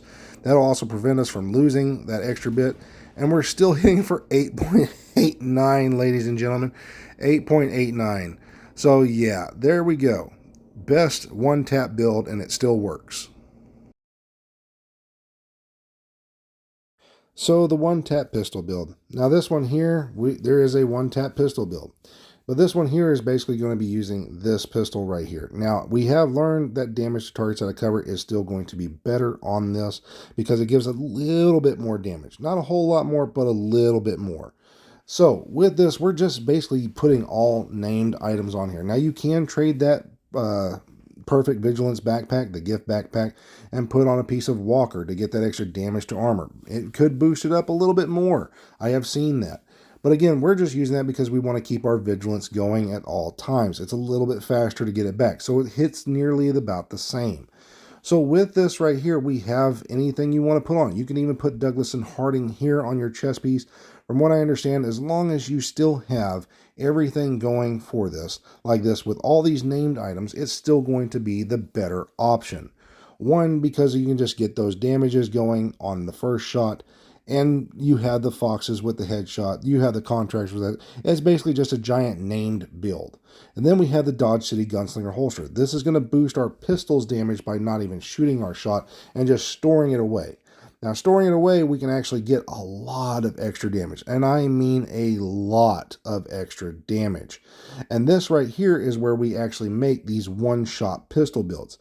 Now again, the Regulus used to have headshot damage. We have a video which shows that it actually gets a little bit more by using the damage to targets out of cover. So I'm going to just go throw the damage targets out of cover pistol in here. We're going to use this. We're going to stack this thing out, and we're going to show what the damages are when we max this complete build out and use it. Now, I do not have an Achilles pulse on this, so we will not be able to get that onto there because, again, I'm not trading all this stuff around. There are people who can show this, but let's show what we can get with this. Right here, solo, Achilles pulse, boom, no Achilles pulse. We're hitting for 26 million right there. Now, we can hit for the 100 million. We just got to get those extra damages going. Now, we've dubbed this one the Boomer Killer. Now, you can easily one-tap Boomer and all that kind of stuff. But this one here, because it's all about damage to armor, or damage targets, damage to health, we're going to be using this build right here to do anything that has health damage. This is basically just a giant, if it's a Chonga, we're going to do a lot of damage to health with this. One, because we have the Kingbreaker, which has damage to health, damage to targets out of cover. But we're also going to be utilizing, because these Chongas do not have any damage to armor, we're going to put a piece of Fenris where the contractor gloves are. We're going to get this extra weapon damage from a piece of Walker. We're going to get the most damage possible by using the Araldi's chest piece for the perfect focus. We have a piece of Grupo, and then we have one piece of Y'all, which is the Hollow Man mask. This is where we get this extra health damage. So since Chongas are only damaged to health, they are not damaged to armor, even though they have armor plates. We get the most damage against them with this style build. Now, if you were to go against, say, even those other spots, because you don't have the one-shot build, you can easily make this build right here. Again, if you don't have the Regulus, you can use this on, say, like Dark Hours, on those little weak spots that are up there on the last boss. This will actually destroy those ones pretty fast. One reason why is because if you don't have this and you can't do the one shot, you need to have damage to health, because those spots are damage to health. So having one of these, especially for Dark Hours, works just as good. So again, if you don't have that build just before there, where it has the one shot, come try this one out. You'll still have high damage. And you see, we can stack this out. We can stack this out really high. Now again, it's crit chance, critical hit damage everywhere. We shouldn't have to explain that to anybody, so if you're asking about all the builds, sorry. This is just one of those that just kills. And you saw when we hit the health, we're hitting for 1.8 mil. Now we can hit for 1.5 on a steady one, but it can still hit up to about 1.6, 1.8, and we're just doing some serious damage. It typically averages about 1.6. We'll just say 1.6 on the good side, but we do see on at times a 1.8 in there. So again, anything that has health damage like that right there, we're just going to get the damage. If it's got armor, we're hitting for 1.3, almost 1.4. So again, the moment we get to their health, they just fall over.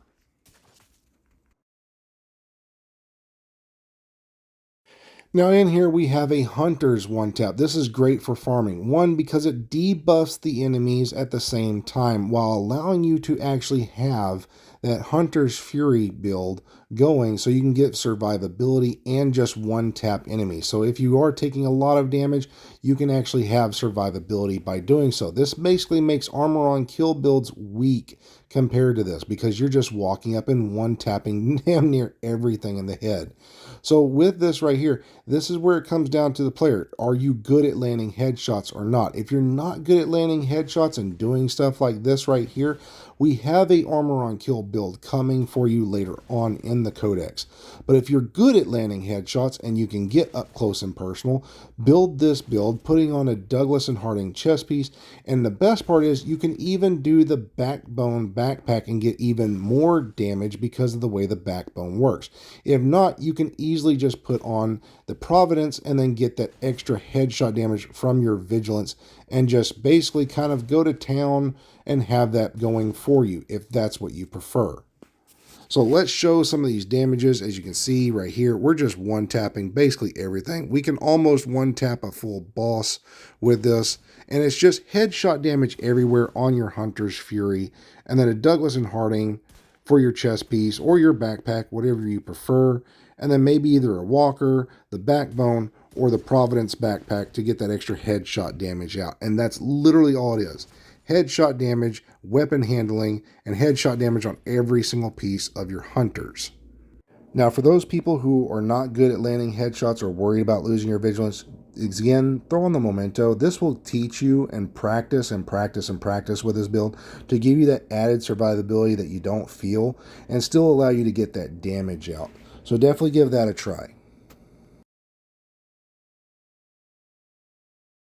Now, if you're afraid to use that armor on kill hunters with the headshot damage, go give this one a try.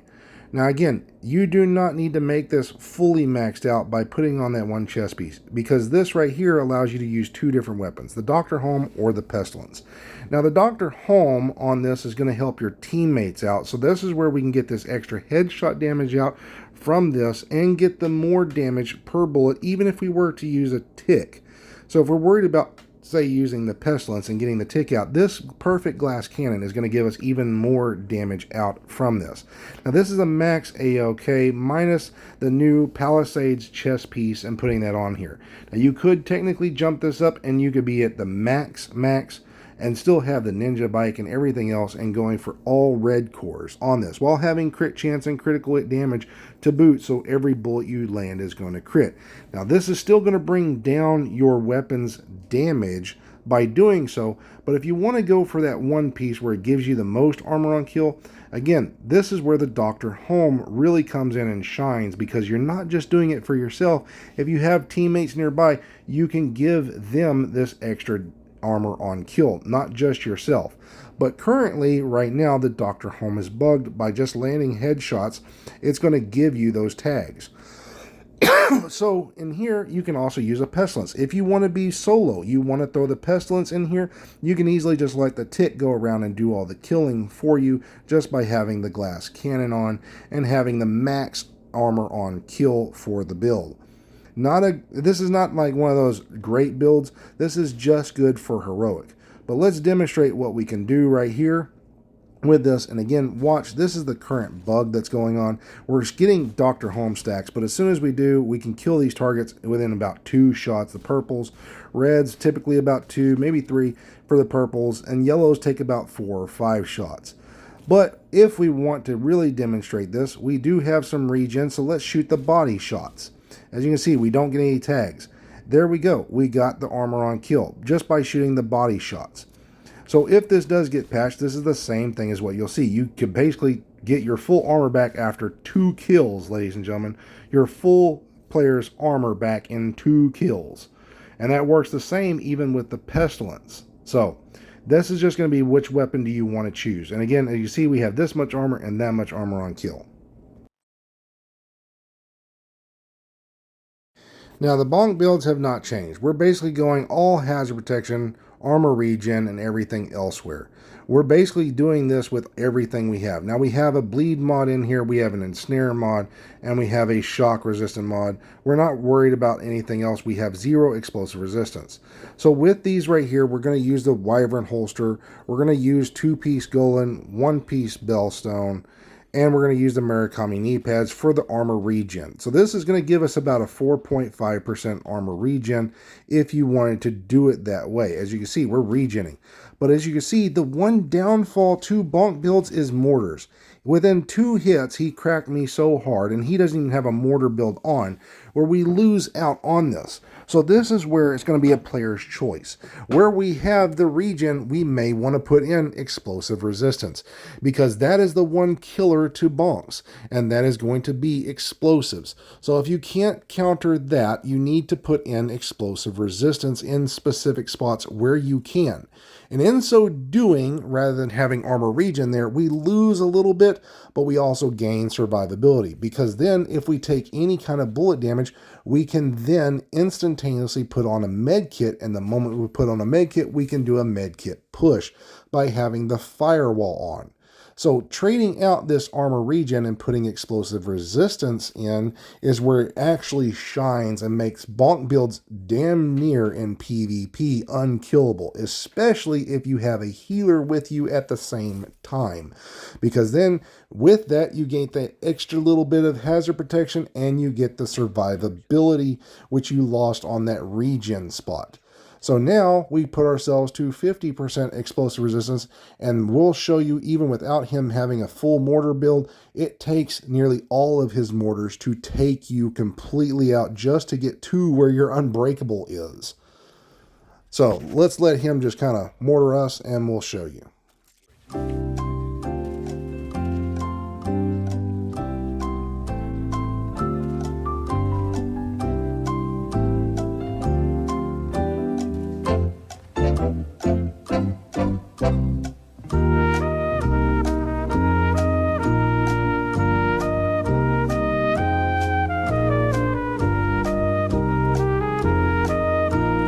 Now, he's only got a few more shots. As you can see, we're getting very close to our losing our unbreakable. And once he hits our health, there it goes. And you see, one more shot should take us completely out. Boom, there it is. As you heard it, it may not show up, but there it is. He's got 1 shot left, ladies and gentlemen. 1 shot, and we're able to survive. So again, we have the hazard protection, we have good regen, and now we have explosive resistance. So basically, the build really doesn't change a whole lot from all the other times before. We're just trying to get all this extra regen out possible with that hazard protection. And again, the one thing you're going to look for is that hazard protection holster. This way you can still walk up and melee them with the shield and get the damage out. Now, Hasbro has changed, ladies and gentlemen. Now, I have seen a lot of people trying to make a perfect Hasbro build, especially for conflict. The reason why is because conflict, you have to be at 110% and 100% for certain ones. The reason why is because you lose your watch. So to make the perfect 100%, we have this. Now, this Sokolov, and I've seen a lot of these with a Sokolov, this is a pointless one. The reason why is because your Ouroboros, when you have that, does not get that extra boost. So if we're going to do this, that means you have to take off some hazard protection to get that extra ability. So when you get status affected, you can do that out. So is this the best version? No. But this is 110% or 100% hazard protective type build. So we have to show this build right here. And if you want to go back, scroll back and take a look at it, by all means. But we have to get in this and talk about it because, again, this is a long-ass video. So I'm just trying to show you guys. If you want to pause it and take a look, take a look. But this is 100% hazard protection. As you can see, he's going to sit here and sticky me. And you see, I take nothing of burn. Now, I do take the explosive damage, but I took nothing from burn. So when we go to conflict, we have to be at 110% because we technically have to be at 91. So if we're at 100 right now, we lose our watch. We're going to be at 90. We will still take burns. So you have to be at 100% on your build and then throw in 3 specific mods. Now, those mods are burn, bleed, and disrupt. Those are the three you have to be 100% prevented from. So, burn needs to be at 110, bleed needs to be at 110, and disrupt needs to be at 110 on top of the 100 you have on your build. So, with this right here, we actually have that build going. But this is not the best version. As you see, it says 100%. So I'm going to show you exactly the best way to set up your hazard protective build. Now again, the Ooga Booga build, right? We lose out on some stuff, right? So this is where we want this. This is exactly where we want this. We want a Fenris. We do not want a Sokolov. We want the Fenris for this. Now we have a Seska, we have our Ninja Bike, we have the other piece. So we are still at a high crit chance and a high critical hit damage. Now whatever AR you want to use is fine. The capacitor actually allows you to use those extra yellow tiers because we have the Picaro's holster on the Ninja Bike backpack to give us that extra, that extra skill tiers and stuff like that. We get that extra damage. So if you want to, you can throw on an Eagle Bear or something like that. But the Ooga Booga versions I've been seeing, you lose out from that extra bit because you're not taking any status, so you're not doing any extra status. So don't even try that. Just go with the Fenris and use whatever AR you prefer. That way you can get the damage out that way. Now, double companion. We're going to do this as a comparison because, one, while everybody likes to talk about spotter vigilance and things like that, if you get shot with vigilance, you lose it. Versus double companion, you actually get to keep the damage going. Now, this is one of those that we have before that works with the ongoing directive. Now, why? Because with that chest piece that we have from here, if they give us those bleed bullets, we then also get to keep that status going from our bleed that we do. Plus, the companion actually makes to where as long as you're nearby a player or another skill, you get the damage. If someone were to say be pulse resistant, you lose out on that. So this is where double companion excels more than a spotter companion, spotter whatever, and you're able to continuously get the damage. So that is where this one is a DPS build. Now, with that, this is also the Four Horsemen. This is one of the Four Horsemen with that ongoing directive. So this one right here, we're able to get the companion out by having a Seeker Ball this way. Having the Grenadier on is going to give our teammates that extra damage to targets that are covered because they're going to be giving us all these extra boosts. We put that on, so if they were to crack us while we have a double companion on, we can instantly reload and get our damage out this way. Now the Shield Splinter is by far the best one for this, and then having a backup of a marksman rifle like the Nemesis, we can one-tap players by still having a double companion going and sniping them out. So in so doing, we're going to be giving our teammates the extra Coyotes mask right here for the critical hit damage, critical hit chance, and we have a two-piece walker. Or at least a one-piece walker right here. Sorry. And then we have a Fenris because if we don't have them with damage to armor, we have this. And then we have a Seska and a Grupo. Now this is where it's going to be coming down to a player's choice because we have so much critical hit chance and critical hit damage. We can actually trade this out from the Grupo right here and put on Foxes. Now a lot of people have said that the Grupo hits harder than the Foxes. That's because you have the crit chance, and if a player is out of cover, we can actually still have the damage. So we're going to prove that whether it's true or not today, especially in that spot, especially for PvP. Now you can see we have 56% crit chance and 178 critical hit damage. So if we're up close and personal, we actually have that critical hit damage right there. So with all this, we are then going to be having this extra damage going for it. And as you can see, we're able to stack this out. We're hitting for 328 on the first bullet. 328, and then once we get the companion, 463, like this, so on. So we have this extra damage. Now, if we were to put on this, we can put on the Foxes, like so. And the target is going to be out of cover, 477. So again, players versus players, we lose a little bit of crit chance to get that extra little bit of damage. And we don't need that because if we have our fox or our coyotes on and we hit that mid range, we now get the 60% and the 160 something will jump up to another 10%. So it brings us right back up plus the damage to targets out of cover. The only time that we actually gain that is when they're at 25 meters or farther. So with this right here, in between that spot, we actually get that extra piece from the actual crit chance, and that's too much. So we don't want to do that. Sorry if you got confused. We go too far at the 25 meter, and that's where it starts to go away. So we want to still be within that 25 meter range, nothing more, because even though that's 25 right there, you can see we get this. That's actually about 26. So we don't want to go that far away. We want to keep them closer than that target. Once they're closer than that, we can actually start getting higher damage.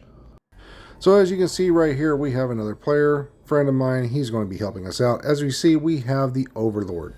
Now the Overlord, the Fox's knee pads, this is what we're looking at. We are going to be critting for about 158 right there on the first shot. So if we were to take this off and put the Grupo on, this is what we're going to be seeing when he goes back into the cover. We're hitting for 134. So that's what we lose. We go from that to this. So now we're going to swap to the Grupo right now, and we're going to show the difference. So we also have damage to targets out of cover on our weapon. So we have 155 right here. And then when they go into cover, 141. So again, we still get to keep some of that damage while they're not in cover. So this is where the damage to targets out of cover loses. So this is where it becomes player's choice. Do you want to go to damage to armor or not? Now, for the other part to the 4 horsemen one is going to be this one, the commander build. Now, I'm putting this one with the DPS because this one also gains this for that teammate. This is where he can give this player some unbreakable and a constant pulse.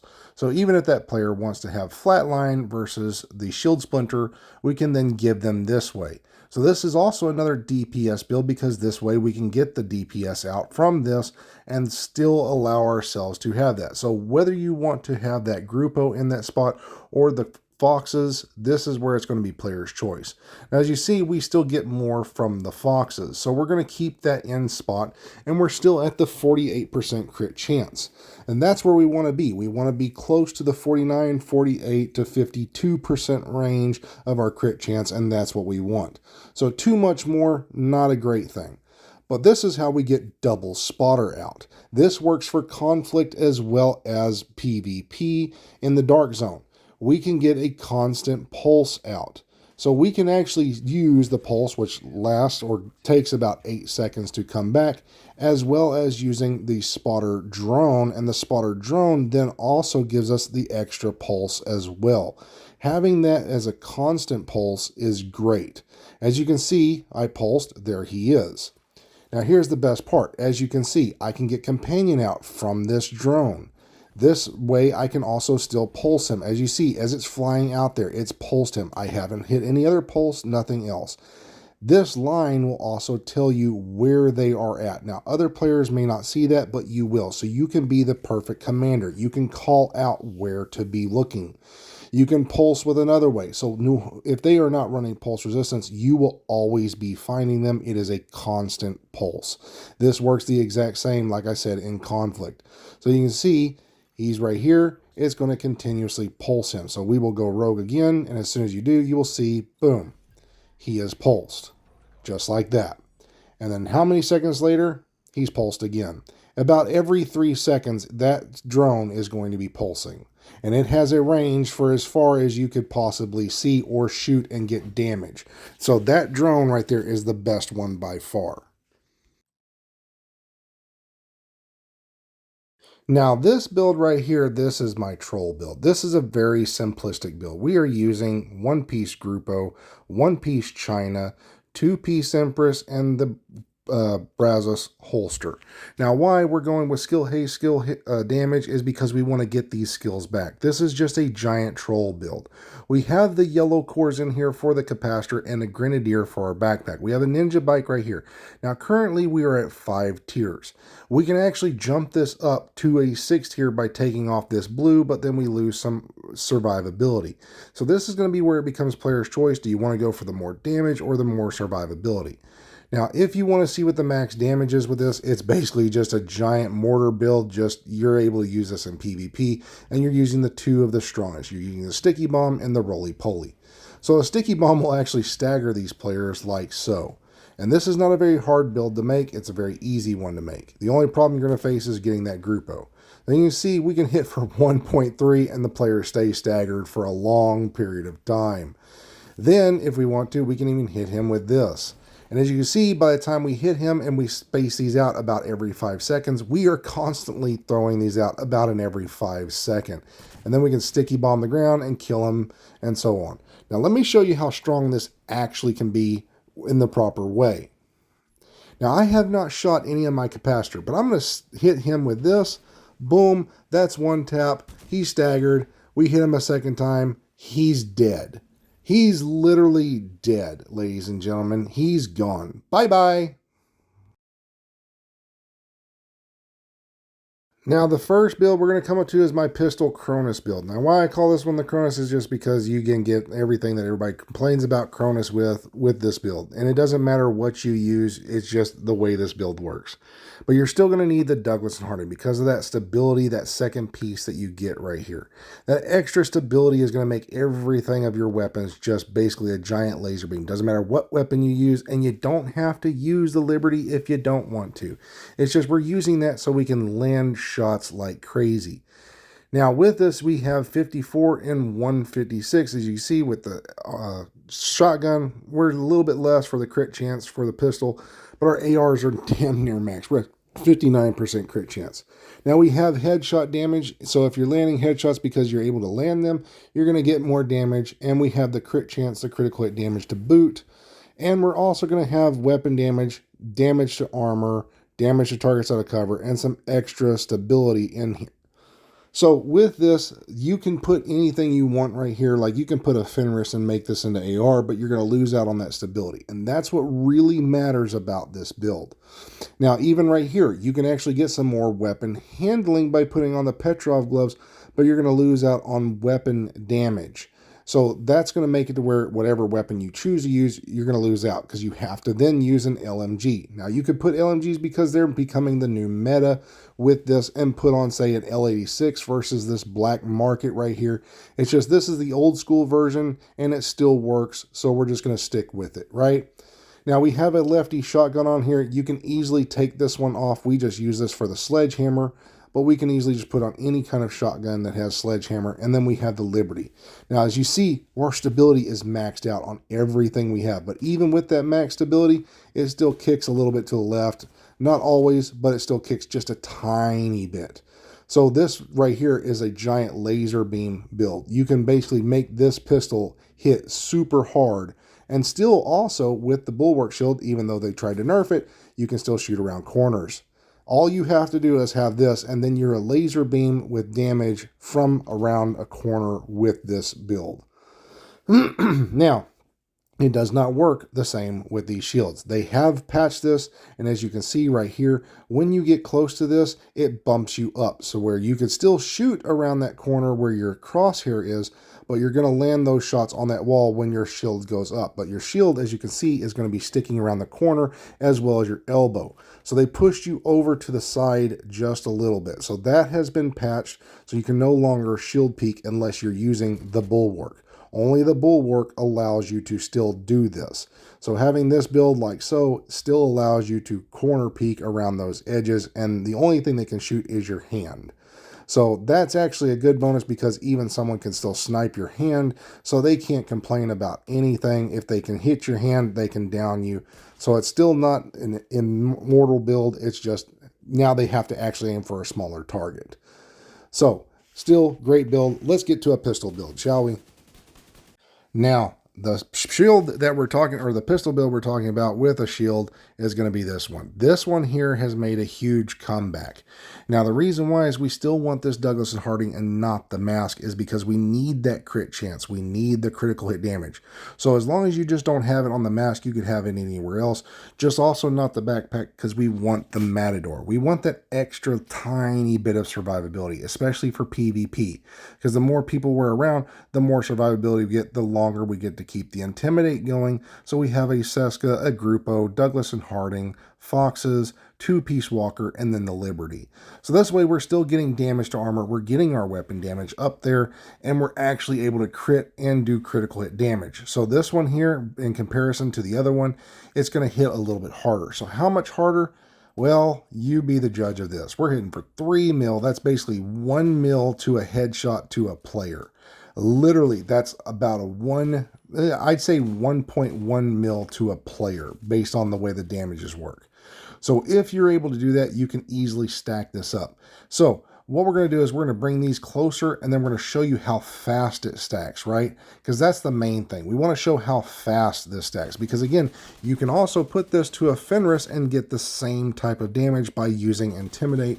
You could even put this for a shotgun and put on, say, the Technician, put the Spotter on versus this, and still get this extra bit, because now Intimidate has come back because of the way it stacks. It stacks even faster than what it used to.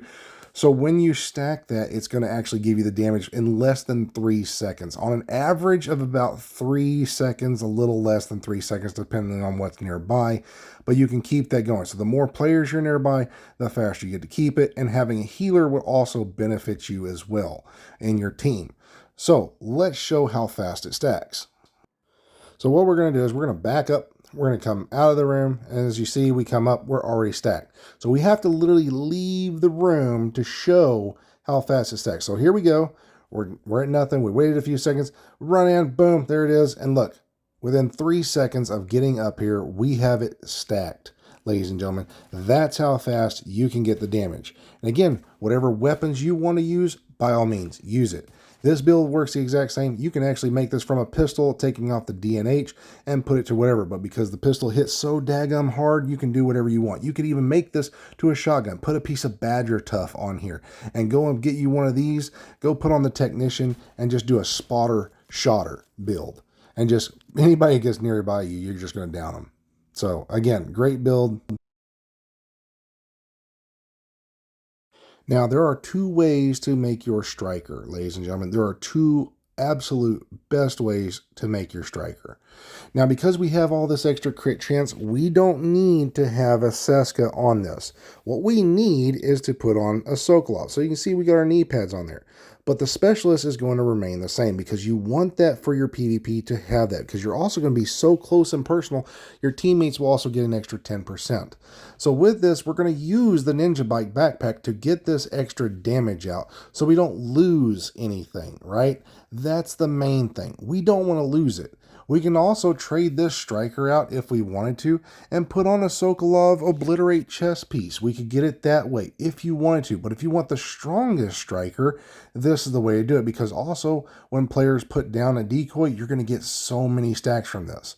So we get skill haste, we get an extra weapon core from the Brazos, we get extra skills because that skill haste and skill tier is going to boost these at the same time. And then we have the Sokolov, which is going to give us our SMG and our critical hit damage to boot with that.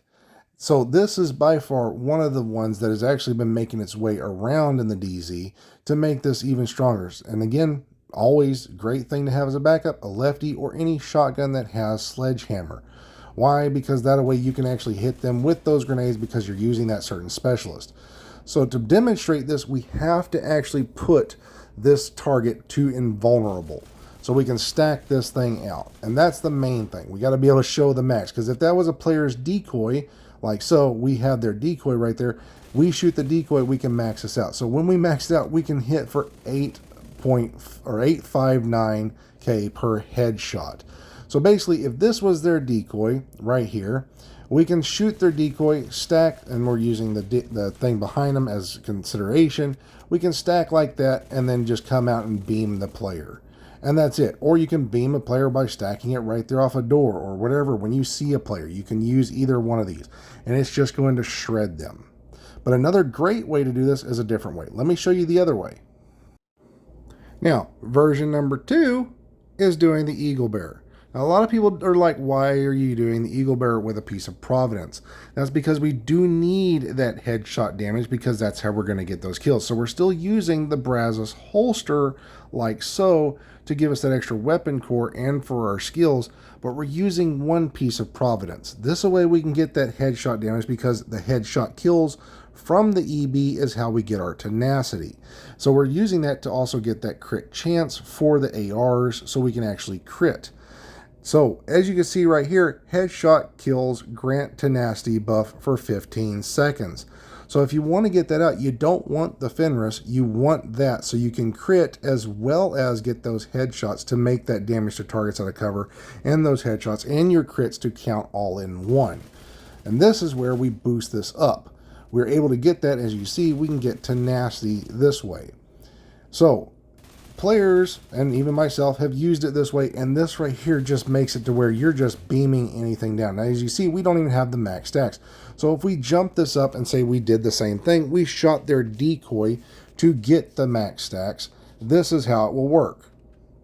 So we go to an invulnerable elite, we're shooting their decoy, we get our max stacks with that, and then we come out beaming a player or anything of that nature, or we've shot other players, we've killed other players, same thing. We actually have a max stack. So what does the max stack look like, right? That's what we want to know. So here we go. We got it. Tenacity, 872, 884, and then we hit for the mill on the health. So you can see, yeah, we're hitting them so hard, our tenacity just shreds them down. And then we have the survivability to boot with that. So yeah, 2 great versions. Enjoy them. Now, because the collector is still doing its thing, it's still able to one-tap players, you need to have an anti-collector build. Now, an anti-collector build is either the Bonk build, or you're going to be using this one. Now, this one here gives you the damage, so you can still shoot and be a part of your team. Rather than having to worry about messing with your Bonk build, you can have an anti-one-tap. And this allows you to do whatever specialist you want on this. I just suggest use this because that way you can actually have those fire grenades. Again, we want to try to give ourselves the wicked proc, and we can do that with the St. Elmo's. The one change that they did for the St. Elmo's is now we have 50% of our magazine filled. We're only getting about 35 rounds. That's not bad, but we can still get our wicked out that way.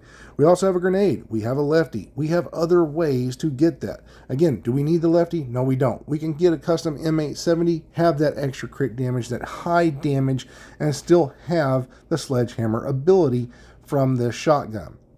Now, with that, we're just trying to do everything we can to get this extra damage out and survivability. With this, we only need this Seska. We don't need this extra explosive resistance, hazard protection here. You can do so if you want, but you're going to lose out on that crit chance that you're going to need for your weapon. And here, we used to have explosive resistance. We had too much. Someone showed us this. Thank you very much. We have adjusted it as so.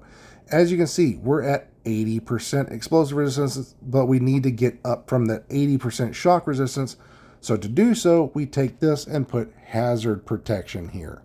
This allows us to not have to put in a shock mod. We can actually be at full hazard protection, keep our critical hit damage up there and crit chance, and still have, because of the holster and the weapon and the shield, we actually get the 90% shock resistance, and that's what we need. Now, if you want to use this for, say, conflict, you have to put in that extra mod. You need to put in that one shock resistant mod to be at the 90%. So if you're not, and you're using this in the DZ, this works the exact same. So we have multiple ways to get our wicked. That is with punching them with the holster. We can use the shield to get some melee damage. We have the St. Elmo's to get the shock. We have grenades to get the wicked out. We have multiple ways to get it. Now with that, we're going to have a piece of Legmo like so with explosive resistance. We have a Fenris with explosive resistance. And we have a Yaw gear with explosive resistance. So in total, we have the max that we need to stop any type of grenades, and we have enough to actually stop any kind of burns. Now, it's not a whole lot to burns. We have about 40%. So with that, if we wanted to stop even more to be at 60%, we could even just put on a grenadier. Now, we can also put on like riot foam, like I just showed, and get them to stop and just stick them into place. Now, as you can see, we are now at 70% explosive, so we went from 80 to 70, and then we're now at 90% shock, which is where we need to be to stop any and all shock. As you can see right here, 90%. So what kind of damage are we going to see with this build? Well, let's demonstrate it, right? Let's get our St. Elmo's out. We're going to toss a grenade to give ourselves the status so we can get the Wicked out. And as you can see, we're hitting for about 392 to 475 as soon as we get down to their health. So 392 to 475.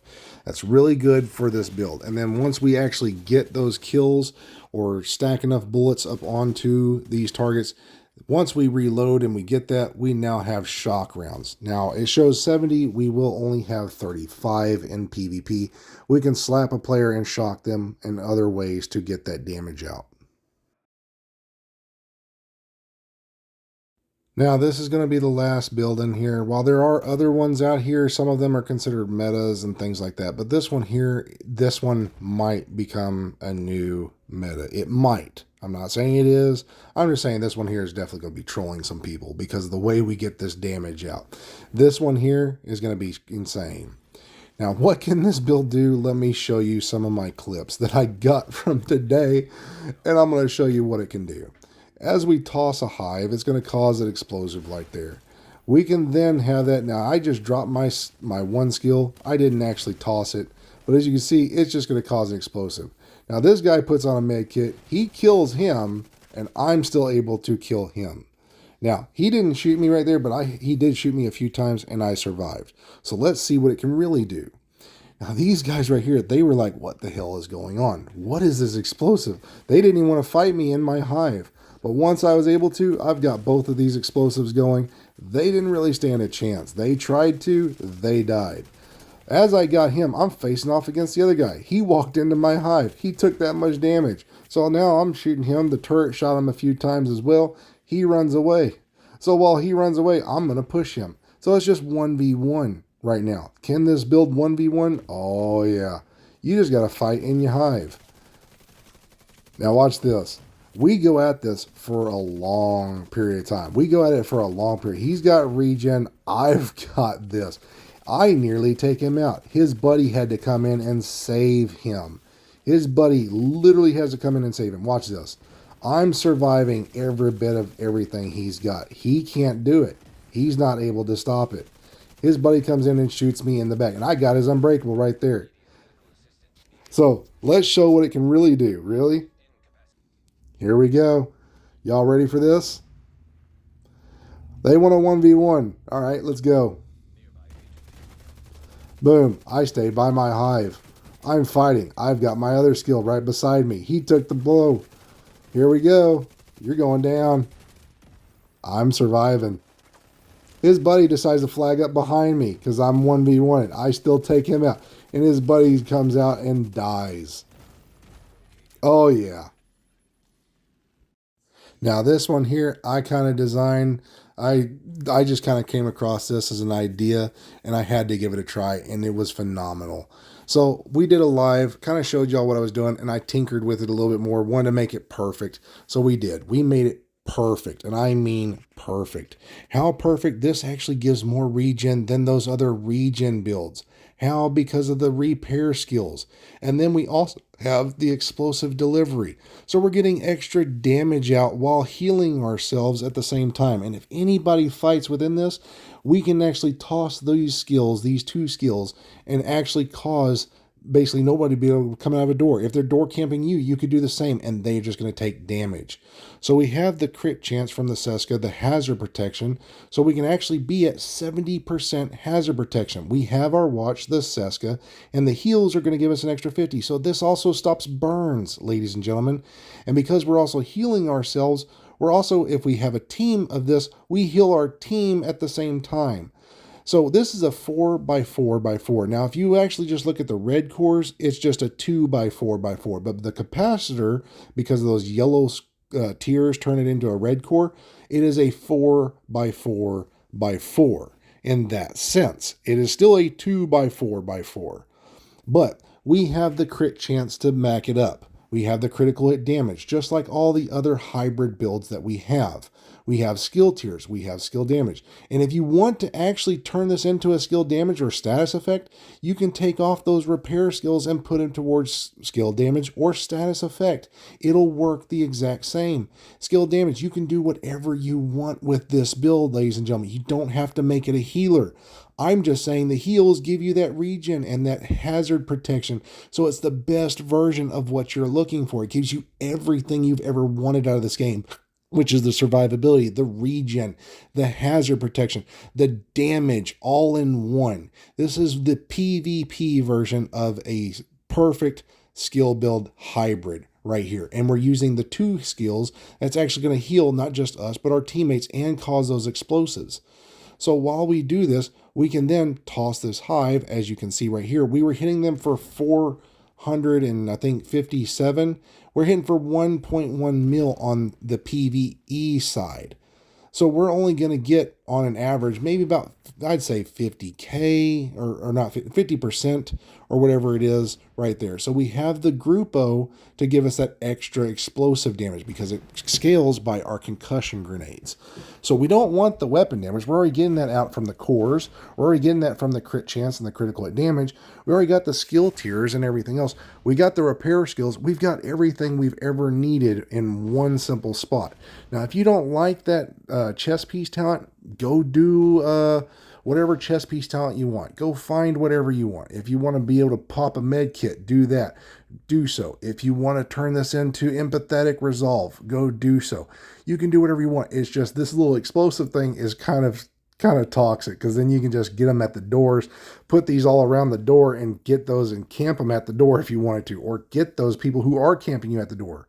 Now, again, compared to this regen right here, we had 130K. We're getting 170 from these heals, ladies and gentlemen. We get more repair, which would be like armor regen in an aspect or the way you want to look at it, as that.